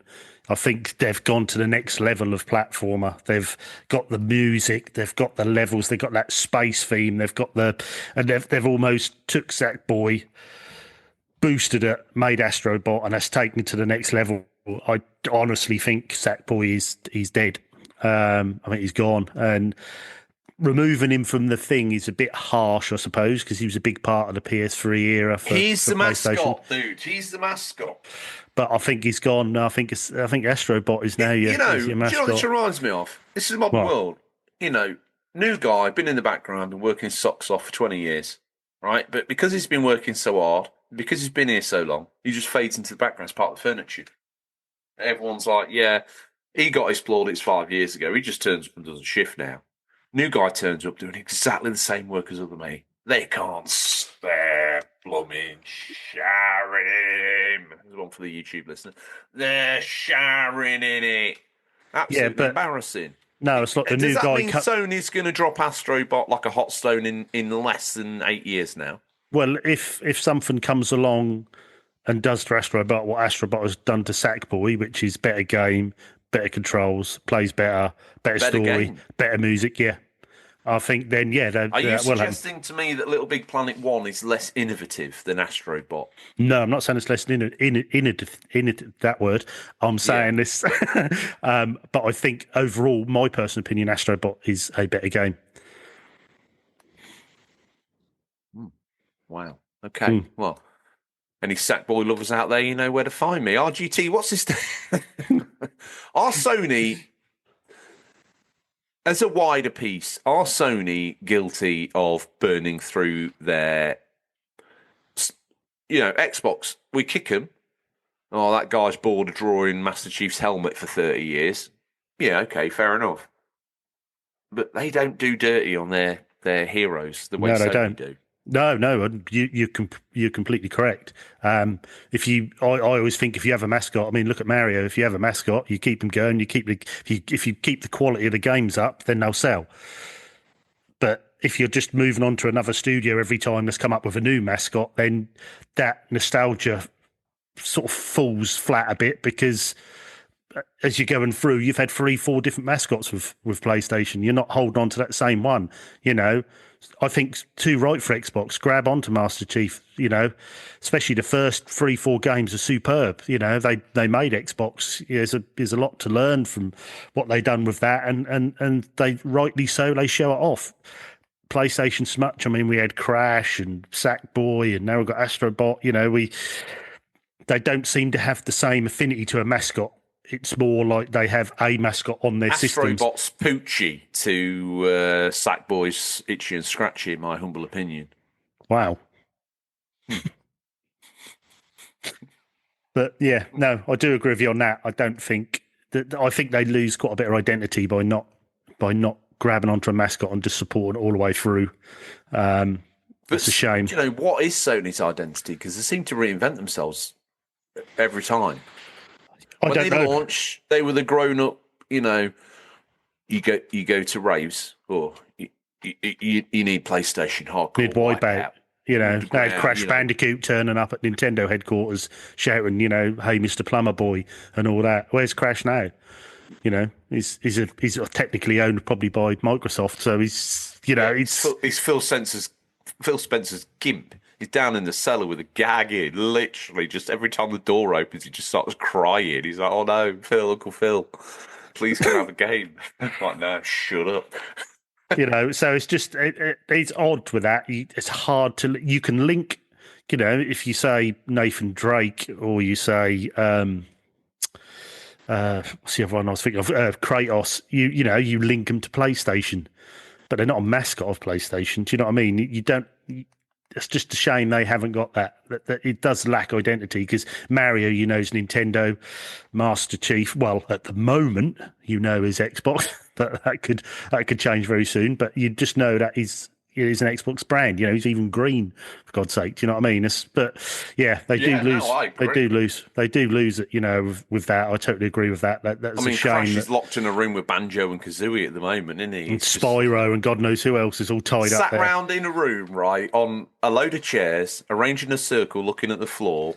It's like ex-mascots, bloody anonymous. Yeah, you got Conker. They tried ringed PlayStation, but they've blocked the number. Yeah, we don't want to know you anymore. Phoenix is sat there next to him, like just ghosted grumbling and grinding. You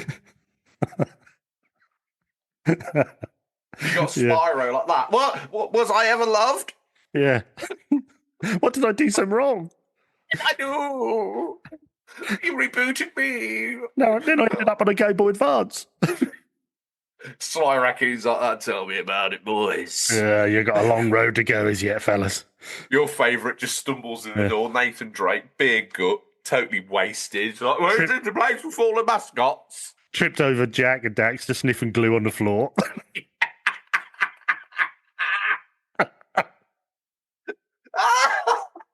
It's just a whole heap of wasted mascots.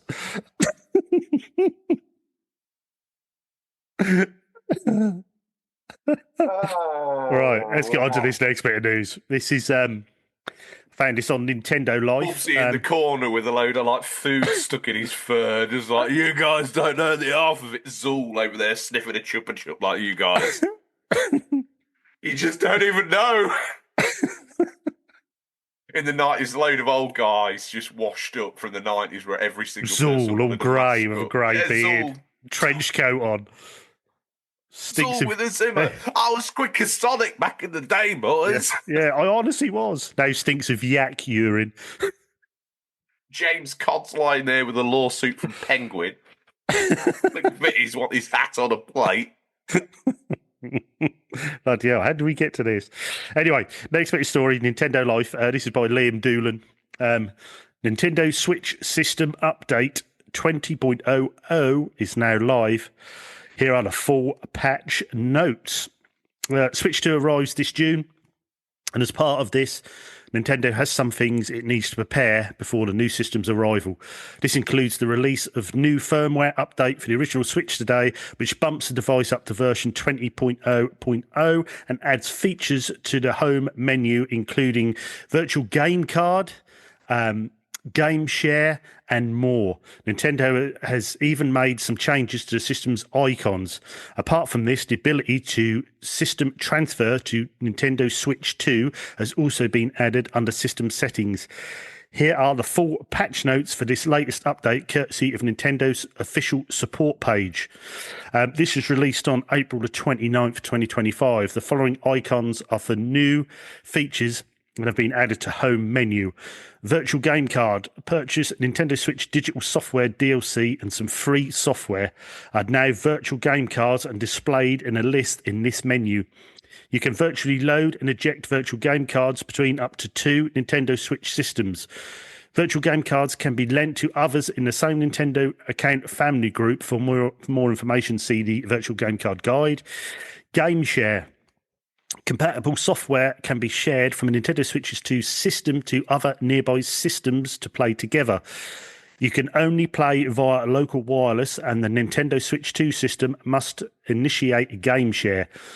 This feature cannot be used between 2 Nintendo Switch OLED or Nintendo Switch Lite systems.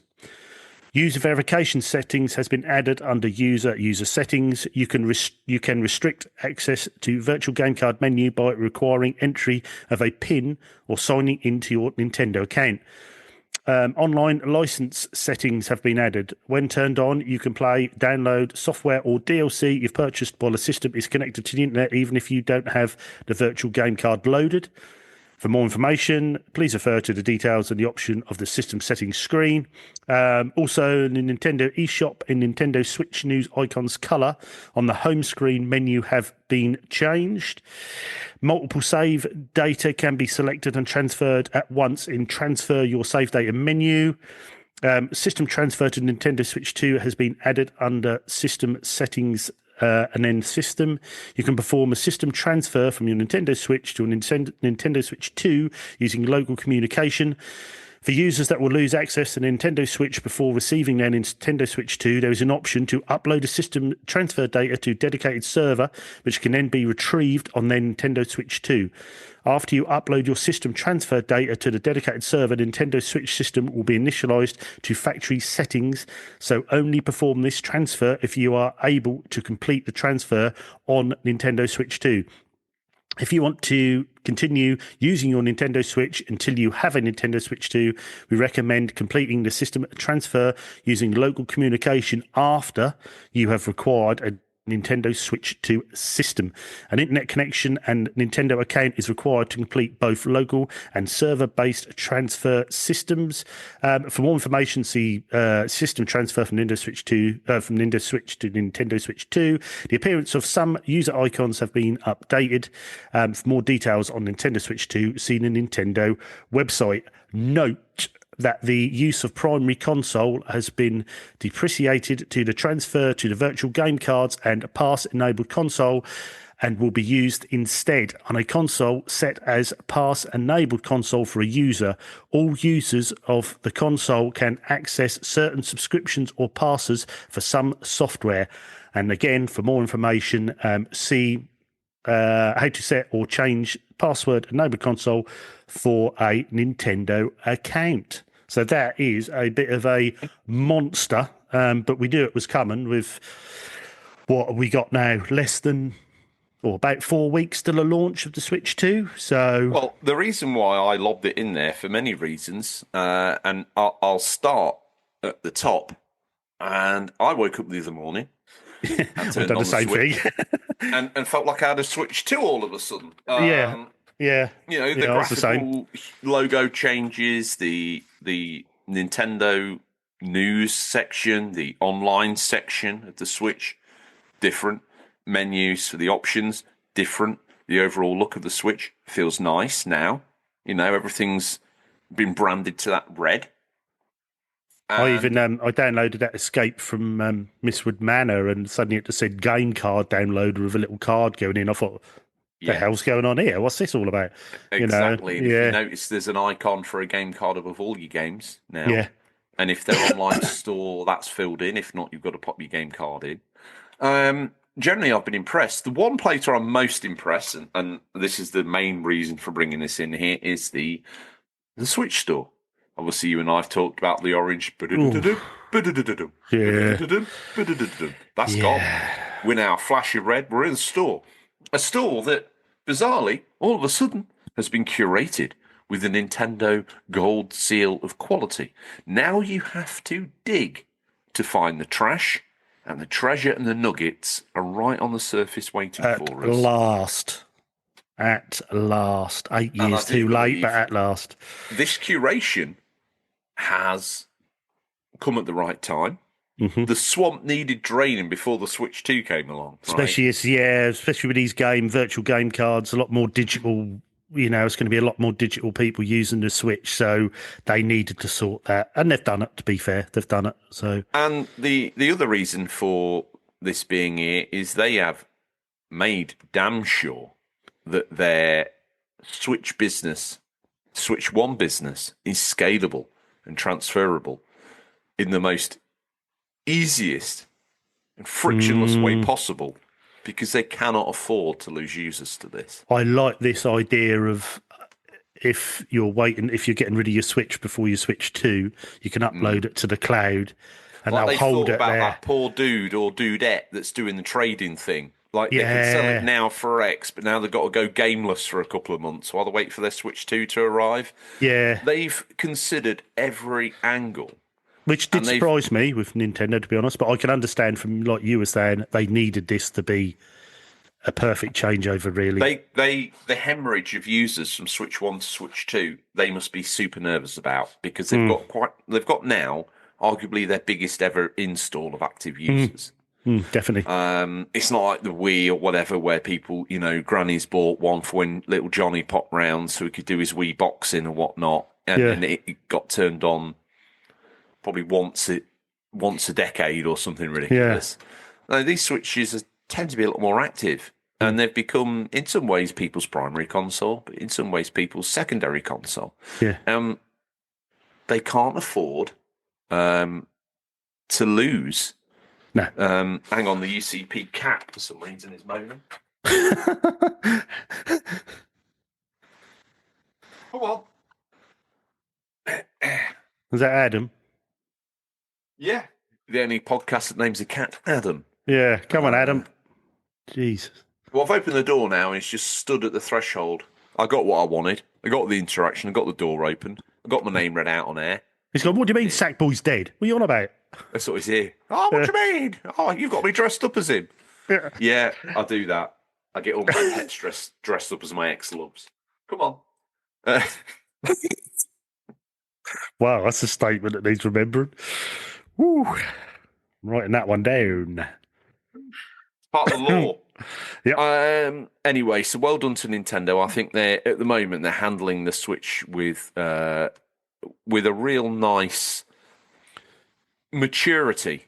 They are. I mean, they keep coming under a lot of criticism, but they're, you know, I think this. I don't know where this criticism is coming from. Now, this criticism, I have to think. I've been thinking recently, is this coming from people? A lot of the criticism has been, oh, the Switch is too expensive. Is it? No, I don't think it is. I don't think it is. I genuinely don't think it is. I think it's quite a bit of kit for what you're paying, and in today's market, today's prices. classic internet issue of people. This is going to sound. This is a jaded George moment, but I feel it needs a bit of an explanation. The internet's a strange place, one that we convince ourselves in some way reflects reality and current opinion. It doesn't at all. It allows vocal people, minorities, to get very vocal, which convinces all that's the current feeling in the world, the barometer per se. But it's wrong. It's absolutely wrong, because it amplifies the wrong noise. The noise about the negativity of the Switch 2 is based around the price. Look, I know that damn near $500, it's not that much, but hear me out, is a big stretch for anyone. And we're in quite hard financial times. So I'm not even going to beat around the bush to say it. £500 is hard to get hold of. But just because you're annoyed that you haven't managed to scrape together £500 for the Switch's launch, or are aware that it might take you a while to scratch it together, instead of letting other people enjoy it, who maybe saw the writing on the wall and saved up, or trade in their Switch or other consoles and games to get to this point, why you ruin it for them? Yeah, I did see quite a few people I've seen on YouTube who've been overly critical of it. Have then finished videos by saying, "Oh, I didn't manage to pre-order mine." So you were trying to get one anyway. So are you just jaded because you didn't get one? I don't know. It just seems very odd to me. I mean, I know there's been a lot of people moaning about these virtual game cards. I mean, you can't moan about something you haven't used yet. Let's just wait and see. Well, see what mate, happens. Is it any different to a code in a box? Like, no. At least you get something also, for it. At the end of the day, this is what Nintendo's doing. If you don't like it, don't buy it. I mean, yes, that's the other argument. If you don't like it, don't buy it. Yeah, we're into physical games. We are, but times are changing. You got to admit that. I love physical media. I love buying a game physically, but things are changing, and you might not like that, but that's the way they go. And let me put some frame around that. I love collecting physical media, or have loved collecting physical media. I'm currently in a bit of a strange place with physical media because I broke the chain when I got the Pro. Didn't have a disk drive. Got an incredibly big library thanks to the generosity of PlayStation and the online package to this point. Hundreds of games. I've also got Premium. At this point, thousands of games combined. Thousands of game library. Didn't need to really be downloading or didn't need to be buying anything, really. And it was at that moment, maybe Sony have noticed this, but the disc drive launched at £99 and it's been sold out everywhere. Now, obviously, the Switch 2's come along. The scalper's got something better to be interested. Sony dropped the price to $69.99. I managed to pick one up and they had stock. I was so happy. Finally, this problem's been resolved. Attach it to the console. Pretty seamless experience, to be fair. Nothing too arduous in it. It's always a little bit scary opening the PlayStation 5, popping the vulva of a PlayStation 5 for the first time because of the removable plates. They're not as removable initially as you first think they're going to be. No, there's a technique to it. And it's terrifying. And even when you know the technique, the first time you hear the pop, de-lid a PS5, the pop. Is it a pop? Or is it a break? That's the thing. Either which way. The first time you de-skin a PS5, you feel like you've irreparably damaged it. Yeah. So apart from that being replicated, because my PS5 is well broken in now, stripped that back and cleaned it more times than I've had up dinners. This is the first time I peeled the lid back on the 5 Pro, and I was a bit like, oh God. Anyway, I got that on and it was seamless enough. Some new legs and the thing looks great. Have I used a disk drive? Not really. Not really. And now I'm starting to think, hang on.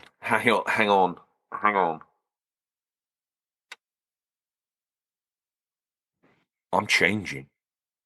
You are changing. I suppose I still think you've done the right thing getting your disk drive because of the amount of physical media you've got and you've got a portal. It gives you that. Yeah. But I think if you didn't need a portal and that was your main system, did you need that disk drive? Dude, if you've got a portal and you've got premium and you've got a library, did you need the disk drive? Probably Because not. No. do you know what now? It feels like an unnecessary inconvenience between me and the game. If I'm using the portal, I'm away and I'm like, oh, I'm going to put Final Fantasy 16 in the drive. Cool beans, George. But what if you change your mind, you want to play Star Wars Outlaws DLC while you're away? Now I'm stuck. You need a 6-disc changer. If only they did. If they did one, dude, do you not think I'd be buying it? Sony, I would. Message me. My God, over that. Imagine a massive CD trying to change all the discs over.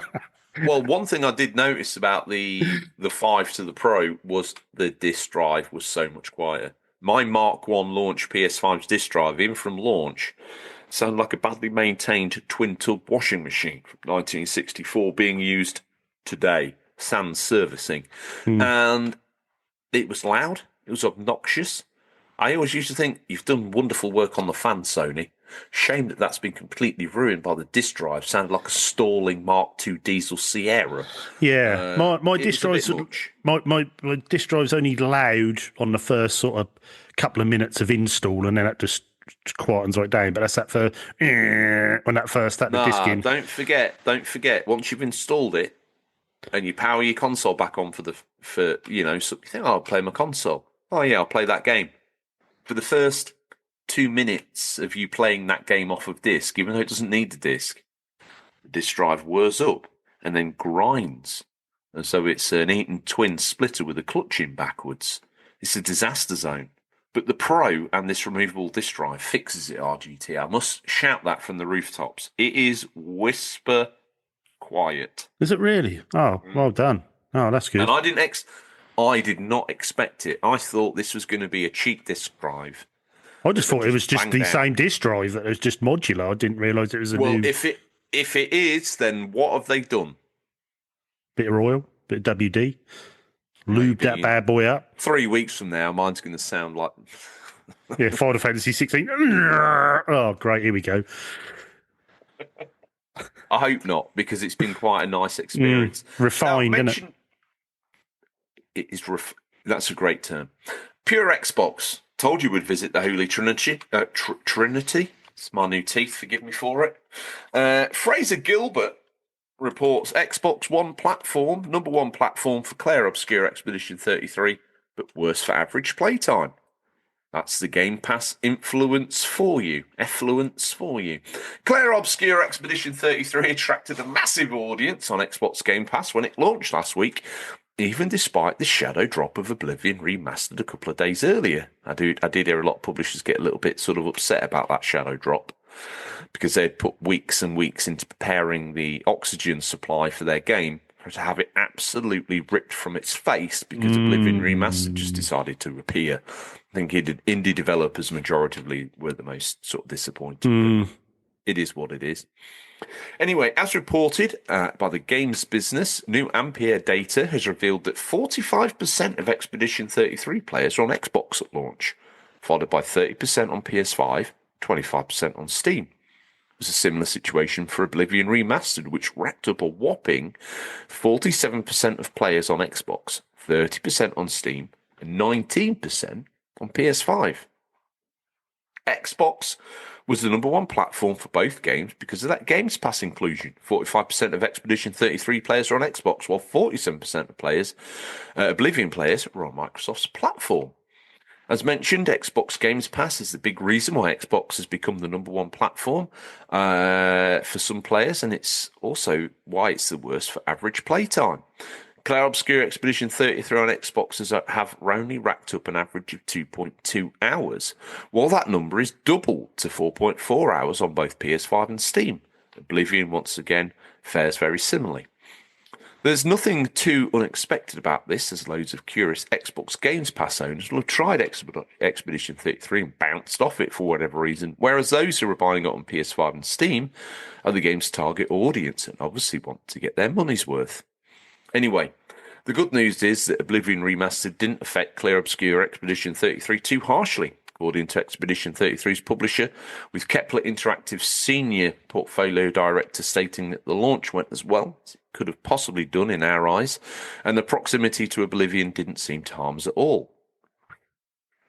So RGT, we've talked, the industry's talked, many people have talked about Games Pass, good or bad for the industry. We've talked about our own experiences with either Games Pass or PlayStation Premium, as it's now known. And I've directly talked about how taking a game from a free online service, one that you actually, we need to reword this. It's not free. It's not free. It's not free. Taking your game from a subscription service versus paying the RRP for it mean that you mentally treat the game differently. From a personal opinion, definitely. And that has been borne out in the stats that we've seen reported. Yeah, that's downloads to playtime is the download's almost a false figure, really.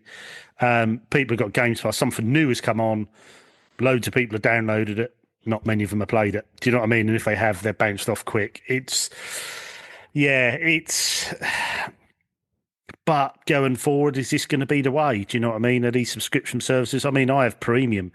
Do I download much off Premium? No, I don't. And it sounds. I use the streaming functionality. Yeah. Even then, it's limited, and I don't. And I've said this before, and I'll say it again. I know I am bizarre to want to download a game from Premium to my PlayStation 5 and stream it from there, but it helps with the ownership. I've installed this now. It's not just some throwaway piece of garbage on a cloud. No, you're right. Yeah. I technically have this on my console. And I find that's one of the only ways where I can grip into it a bit more, RGT. Because if I stream it from the cloud, my opinion of the game is already through the floor. Yeah, and I said this at the start of the show, and I was saying I had Netflix syndrome. I was flicking through Premium and just couldn't find nothing to play. You just get all this just random games chucked at you. When you even try and filter it, and then you still don't see what you want to see. It's such a weird way of gaming. I mean, it's the same with TV. Are we used to it with TV a bit more now? Probably. But, I mean, it doesn't click with me. I had Games Pass. Absorbing TV like this is totally fine. Even if a series is 22 episodes long and there's 2 series, that's 44 hours. Compare that to your Xeno playthrough. Don't even touch the side. You can't push content the same as other content because that TV content is pushed in a different way. It's disposable. You can do it while you're eating your tea. You can do it while sitting there with your partner. She can be checked in. You can be checked out. You can be checked in. She can be checked out. It's totally different. A game requires you to maintain focus from start to finish. Otherwise, it doesn't get finished. You need to be able to have some investment in it, else you're never going to push it forward. It's not something that's terribly sociable at times. They're getting better from a single-player story point of view. They're good enough where a passenger player can still enjoy it because the story beats, the nuance, the emotion, the acting, the graphicals, the presentation is still enjoyable from a third-party point of view. But TV doesn't have any of these issues. TV doesn't have any bars to entry. It doesn't have a skill level. I'll tell you who I think has got this right, and that's Nintendo. You subscribe to their online service. You pay whatever it is. It's cheap for the year, £35-40, whatever it is for a year. And then what they quid, I think it is. And they give you a library to go through, but it's a back catalogue of retro, and it's just there on the side if you want to play it.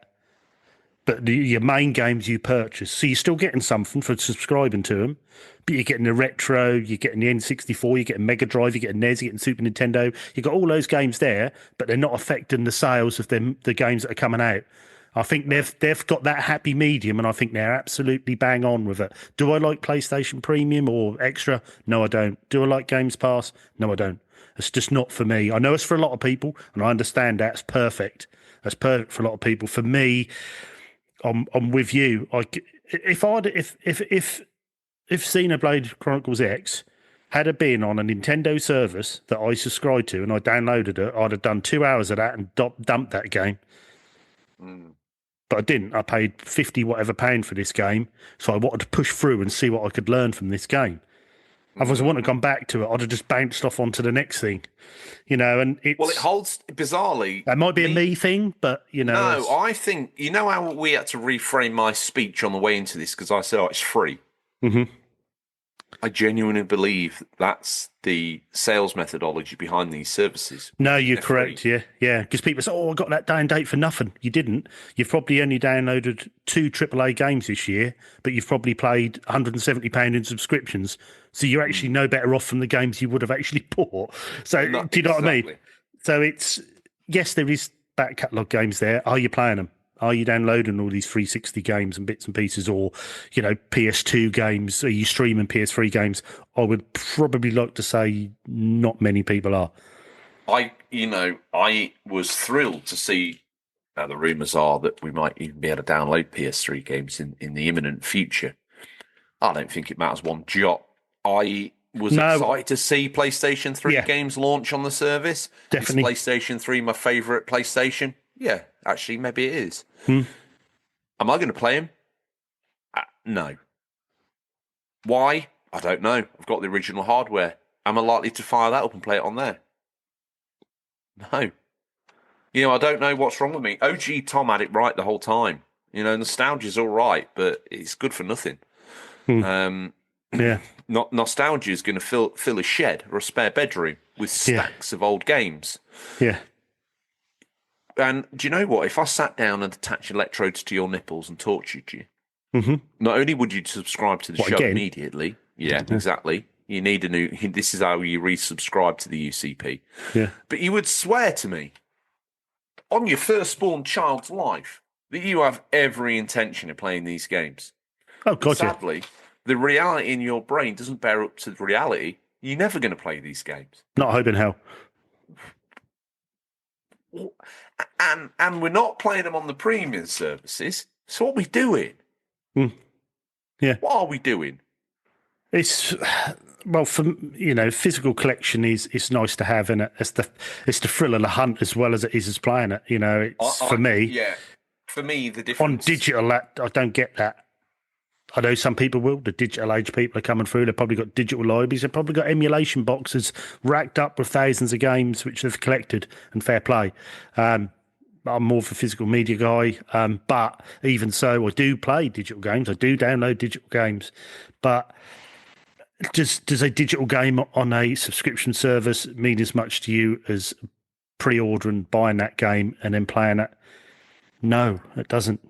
Yeah, but even the buying experience now has become poisoned, hasn't it? Because it's a click and a deliver to your door, isn't it? But you used to be able to get excited, take the day off work. You still can do that, but it would be parenthesized by trying to stay up till midnight, organising with your mates, your family members, what time you were going to drive down into town to stand outside your local game store.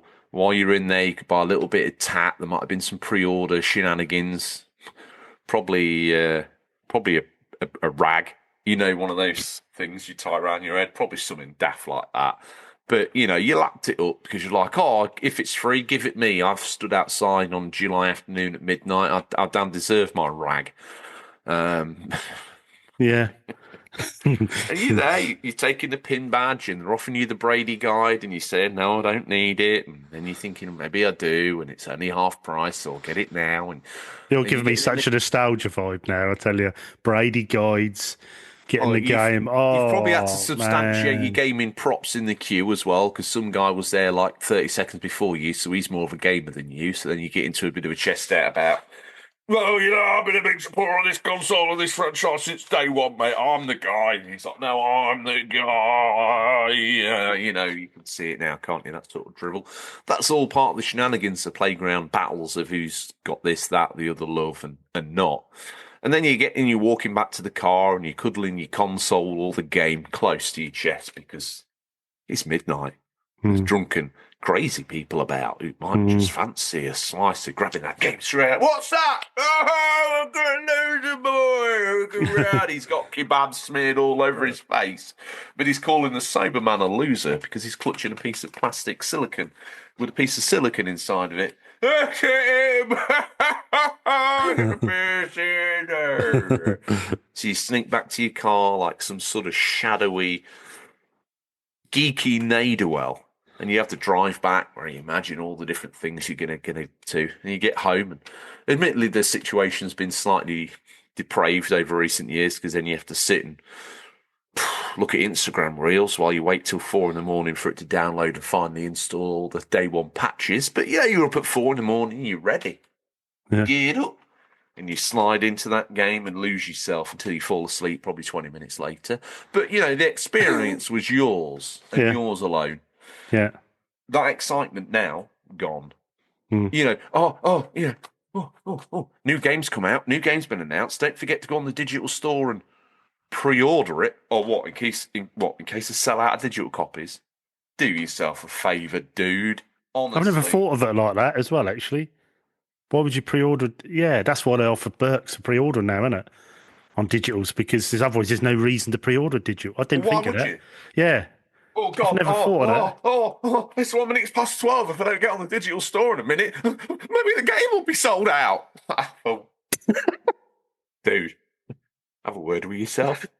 Yeah. No, I didn't think of that. Yeah. Like when GTA San Andreas launched, as an example, there was hype that the game might sell out.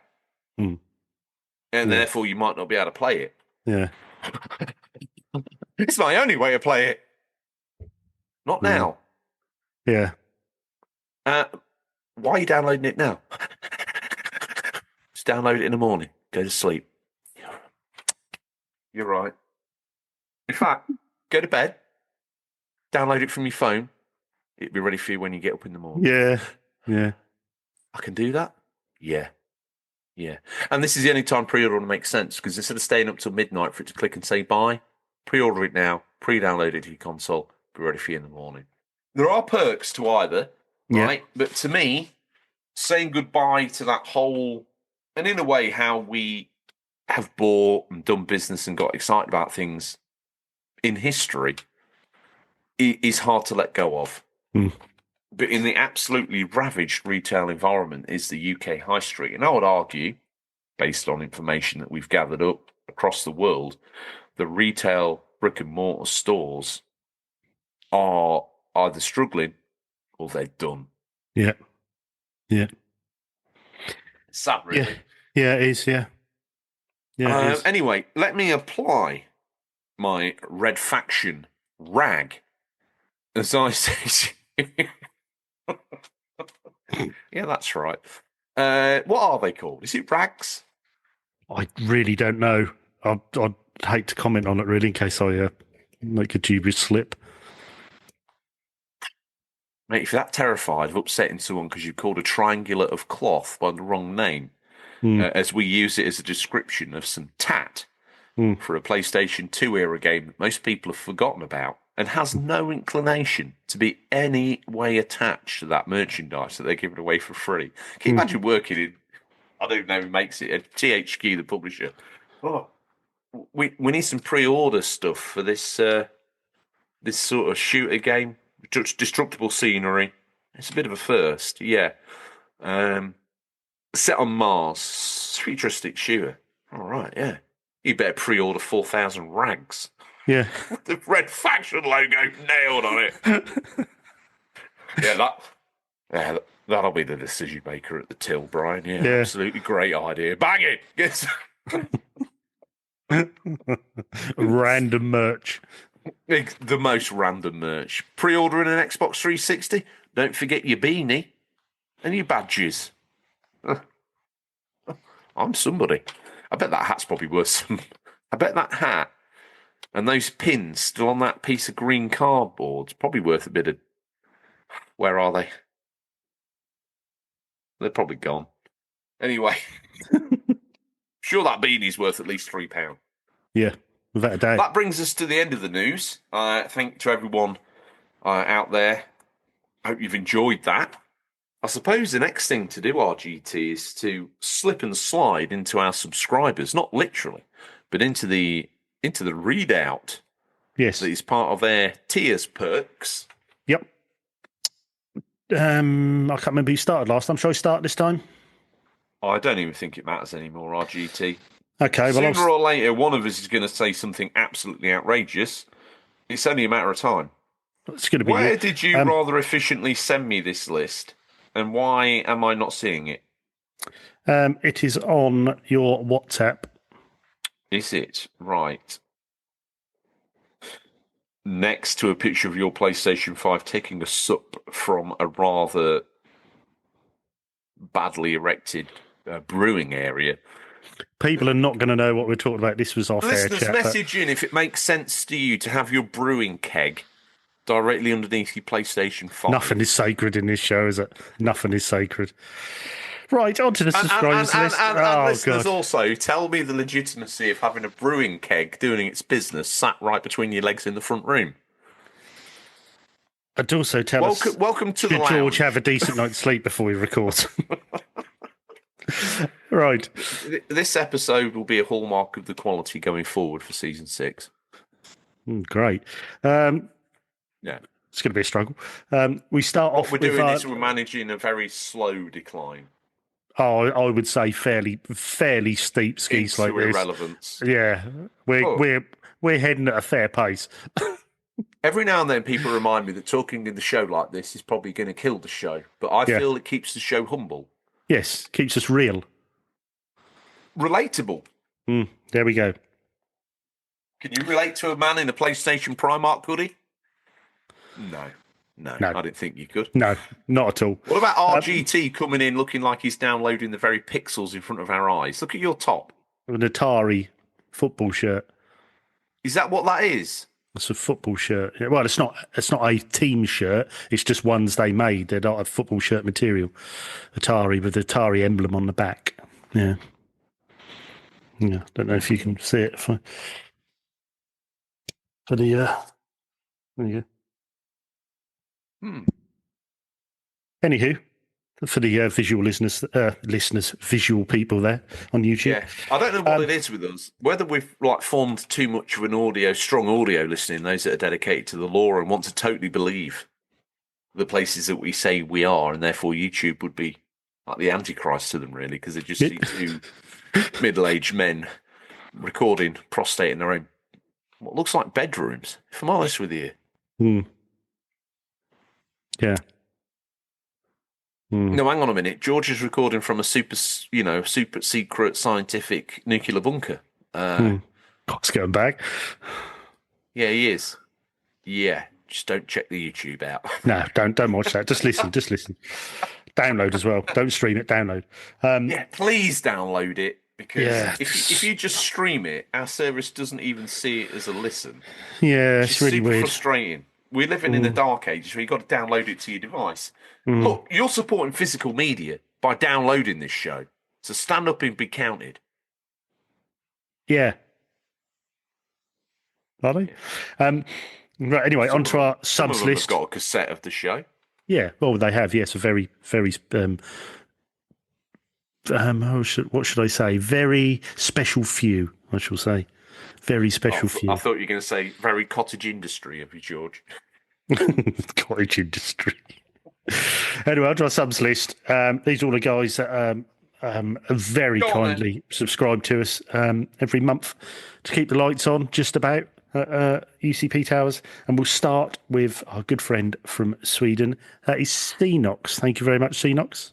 You've got to do the next one. I can't read my own bank now. Okay, next up we have the one-man George fan club. It is Carlos. Thank you very much again, Carlos. And you better do the next one because he's actually a George fan. Is he? Paid up full member firm returns, yeah. Yeah, I know. I didn't realise he was a fan of yours. I'm not liking where this is going now. Anyway, yes, thank you very much, firm returns, as always. Tressel's very New generous. York very personal friend of mine from my time in New York when we recorded the show over there with Bobby when we moved over there. So it would be wrong for me to read that. Okay, Tressel's New York, thanks very much. And don't forget, on part of the show as well. But anyway, right, what Now, have we got this next? next one, over the top. Everybody, sit down. No one can hear that. You shouted so loud, your microphone cut it out. Everybody stand up, sir. Here we go. Everybody sit down. A little bit of Georgie volume control. Here we go. No one likes a shouter. Good boy. Ciao. Thank you. Thank you, Badabingster. Next up, we have the wonderfully delectable Tingle Tuna. Now, thank you, Tingle Tune. If I were to choose to be anything, anywhere, anytime or place, simply I chose to be a hair follicle on Digital Monkery's face. He's the deputy dog of the Discord. He rides in on a mule. Yep. It's a donkey and horse hybrid. They're hard-working, much like himself. He's the CEO of competitions on the Discord. No. Of which I will say, the last challenge accepted was a joint win between Ginge and Fat Zangief. 87-0 they done in a standard match in the game. Strip to the waist, fight to the death kind of activity. It's what I like to see. Yeah. To be honest, I got off on it like an emperor watching two men tear each other's throats down. I was leading for a while with 63 and thought, do you know what? I don't think many can get higher than that. And then bang, both got an 87. 87, that is like a game goal every like 10, 15 seconds. That is amazing. Absolutely unbelievable. So well done, How have they got the stamina for it? Great challenge as well by Digital Monkery. But yeah, that was good fun. You know, people getting the scores. I believe that the football challenge was what Fat Zangief used as his toning material. Because although he calls himself Fat Zangief, he is actually looking like a ripped and toned individual these days. Yes, very much, yes. He should be called Ripped Zangief. From now on, I don't know how that's going to sound on the readout. Yeah, I just sort of ran that one through my head a bit and just thought, yeah. Anyway. We're committing to it. So it's Ripped Zangief going forward. Right. I don't want him sat in the corner feeling like he's overweight. It's not right. Next up, we have, by the way, thank you, Digital Monkey, as well, for all what you do. Next up, we have the Gaming Graham, who I will just say, if you are listening, Mr. Graham, I've sent you a message for your address, please, for your subscription goodies, which are all packed and ready to go. The thing with the Gaming Graham is such a high caliber individual, so sought after and liked, he has to sell himself by the gram. Yes, exactly. So, yeah, just if you are listening, just check your DMs and send me your address, then I can get all these sent out because all ready to roll, all packed, all done. So, but anyway, thank you very much, my man. Okay. In that, it gives me the opportunity to thank the alopecia border. Then we've got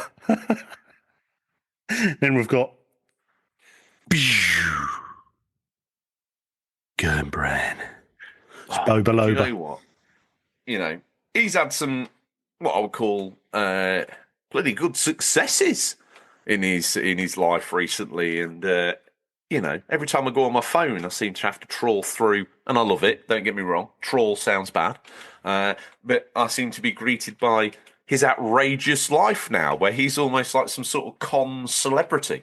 Yeah. I think we need to get him a really long, almost like an oblong car number plate Discord manager badge that he has to wear to these official events. But yeah, maybe get him a special UCP baseball cap because he is a bit partial to a baseball cap.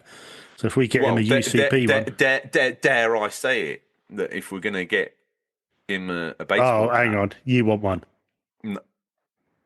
No. In the face turn, no one saw coming for Jaded George. I think we need to look into getting some hers and sirs baseball caps for Boba Loba.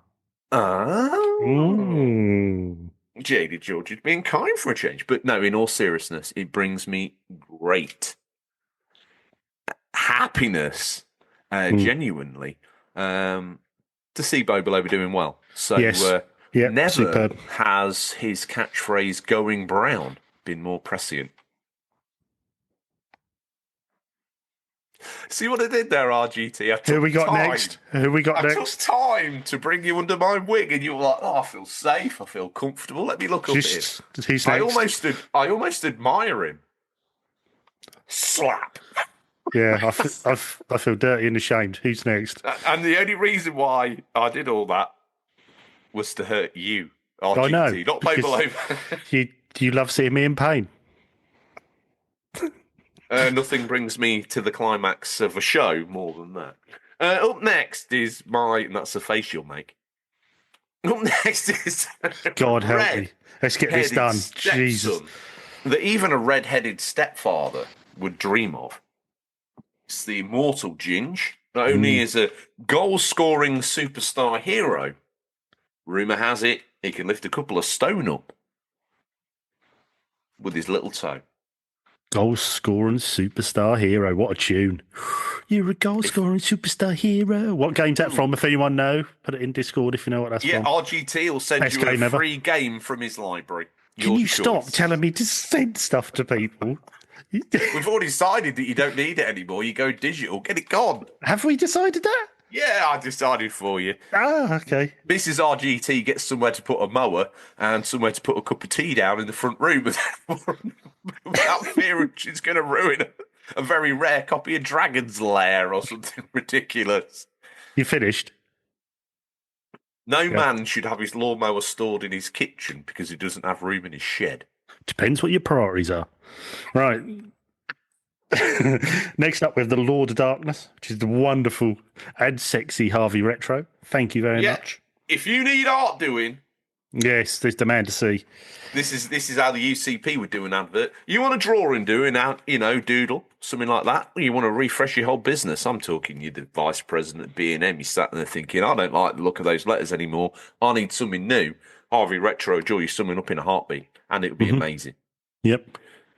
In fact, so good that they're rumoured now to be looking at applying a decal of the UCP's new artwork over the Sistine Chapel. I did hear that. Yeah. I did hear that. Up next, fresh from the southern leg of her world tour of promotional events for the UCP, is Emma Sharp. Emma, are you there? Nice to have you live on the show, Emma. Where are you? Cape Town. Okay, fantastic. Looking great. Little bit of a delay, obviously, with the satellite. We're using the old technology. That's great, Emma. And just stand up for me and spread the T-shirt out. The logo's looking great. This should do us a world of good. So thank you for that. After Cape Town, Rio de Janeiro. After having a chat with her the other day, I did have to try and explain to her why she's currently on a world tour that she's quite confused about because she's just working down the road. She's a UCP promotional events man. Yeah, she's a bit worried you had her confused with someone else, but I was like, no, it's just the mind of George. Go with it. What do you mean, mind? The mind of George. Yeah. What do you mean by that? Well, a very dark, twisted, weird, hypnotic, trippy place. All of those items lined up together into one sentence. Just through those words as the analysis of my destruction. Tell me why Emma Sharp, live from Cape Town, was any of those things. Why would that be a twisted hallucinogen? Because you've fantasised that she's on a world tour, she's in Cape Town, showing you her T-shirt. Although fantasise would be a great word to use, vocabulary-wise, from the dictionary, it does cast what I would call sexual connotations to this, which I don't think are required. Well, who's next? My phone has gone black because I've talked for so long. Now here's a man who knows all about everywhere apart from somewhere, and that's Berlin, because he's nowhere near it.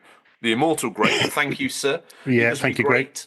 It does me great happiness to see Forever Skies up on the PlayStation storefront. Yeah, definitely. All the work on is the put first page. It's yeah. Oh, that's our boy.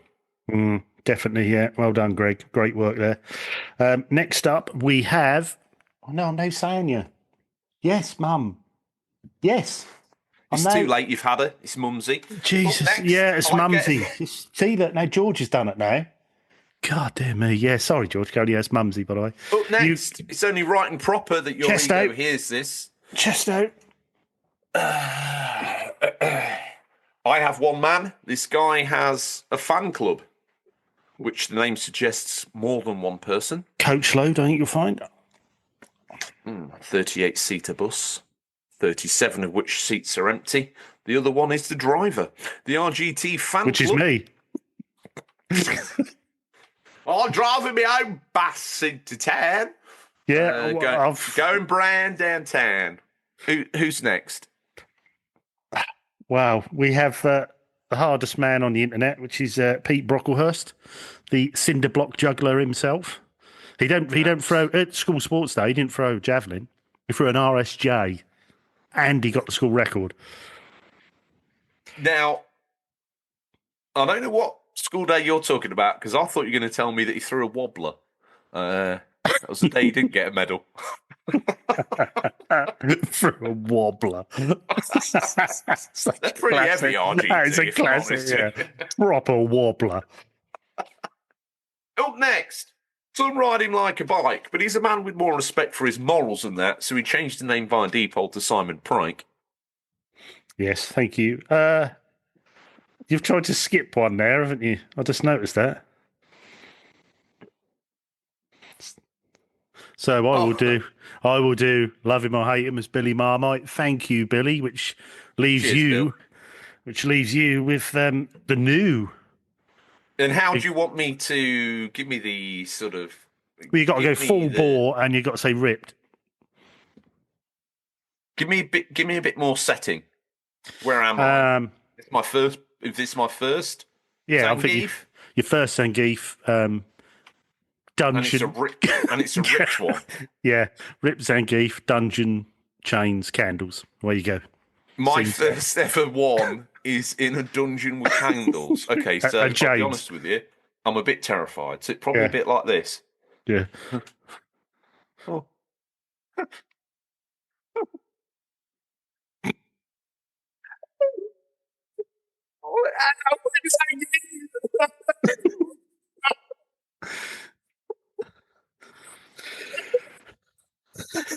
Your microphone's still trying to cut you out because it was so disturbed with what I heard. I think, to be honest with you, I think if anyone had their first ripped Zangief in a dungeon with candles and chains. First time for everything. Yeah, I think I got quite close to what that would sound like, if I'm honest. Yeah, definitely. Definitely. The guilty is at the end as well. I kind of took it a bit too method, if I'm honest with you. Yeah, I was bordering on feeling a bit wrong. Only just. Yeah, only just. Okay, with all that said and done, everybody knows, and this was meant to be a quick show. Whew. Yeah. I haven't got enough time left in the day right now. We can't go home. They can't carry on with their working week. They can't get out the car right now and go in and tell their loved ones how much they care for them. They're being buoyed up and, re-franchised by the latest episode of the UCP. They know that they can't do that until I ask you what you're hoping to play for this gaming week. Pretty much all of the above what I said. Hopefully, what I was playing, Xeno must get back into it. Escape from Mistwood. Hopefully that will fix itself. Otherwise, I am trapped there. Bit more Evercade. But I've also got a simulator game coming this week. I think it's this week, so I should be getting into that. Hold up. Now, what is this game? Farming simulator.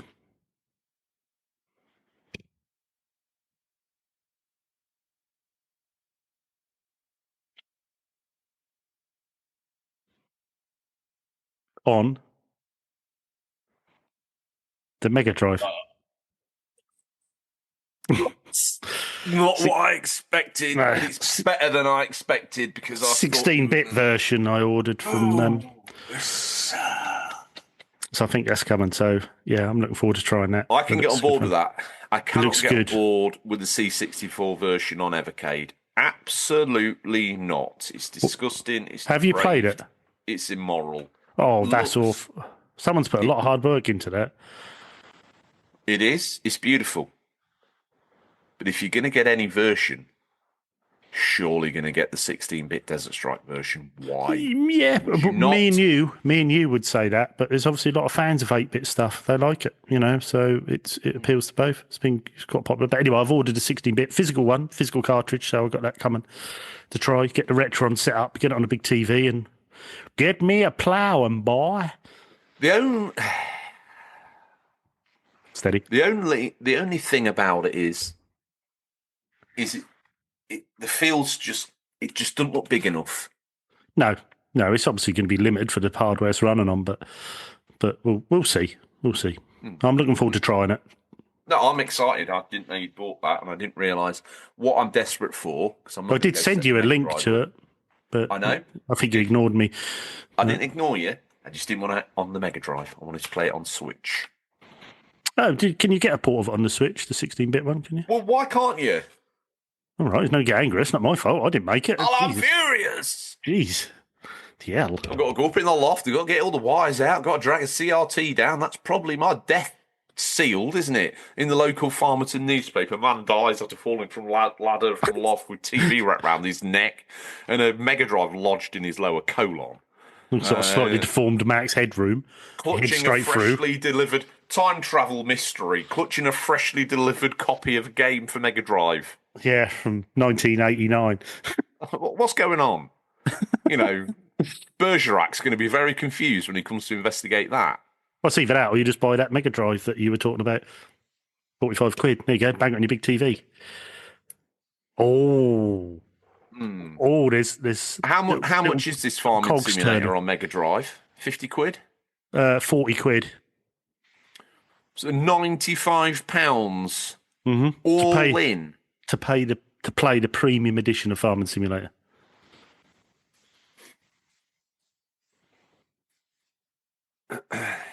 The scary thing is I've got money. God. Oh, well, that's the Mega Drive and Farming Sim ordered. If they got any copies left, I don't know, because that was a time thing. So God. So you might have missed out on that, but check the link, see We've if you got can this get it. massive market of potential untapped Mega Drives out there. What we're going to do? Limited run. No, I don't think it's a limited run. I think they just Make it really hard to get hold of. Well, that's not hard to get hold of if you're just on the ball when I sent you the link. But there you go. I mean, it's not beat around the bush. I mean, you use the Mega Drive. What's the likelihood of you using the internet? It's slim to none, isn't it? So how do you know this exists? Well, exactly. You're sat just rereading your last copy of Mean Machines, hoping that game comes out. Yeah, I ordered a postal order. From Lee's Games or whatever it was called in the back. I had to sellotape the coins in. Oh my God. Sending 100 quid in pound coins. 50 Posted had his pence. back put out. Is that all you're hoping to play, by the way? Yes, pretty much. Yes, pretty much. And I'm away promoting the show. So I've got my cloth sack and my couple of gallons of water. The only thing I can carry under my sweaty armpit at that point is a Switch with a copy of the Grand Prix Manager downloaded on it. Oh, yeah, I forgot you were away see promoting me. the show. We've got a good show next week as well. A different one as well next week. So have a listen in. That's going to be a good one next week. So not that these aren't good, but something different. So have a listen next What are week. you saying? Huh? What are you saying? Said it's going to be good next week. And that's all we have time for. As always, thank you for your time. Look forward to the pleasure of speaking to you again next week. Until then, happy gaming. Remember, there's nothing wrong with being given the unofficial controller. It's what you do with it that counts. See you, RGT. Later.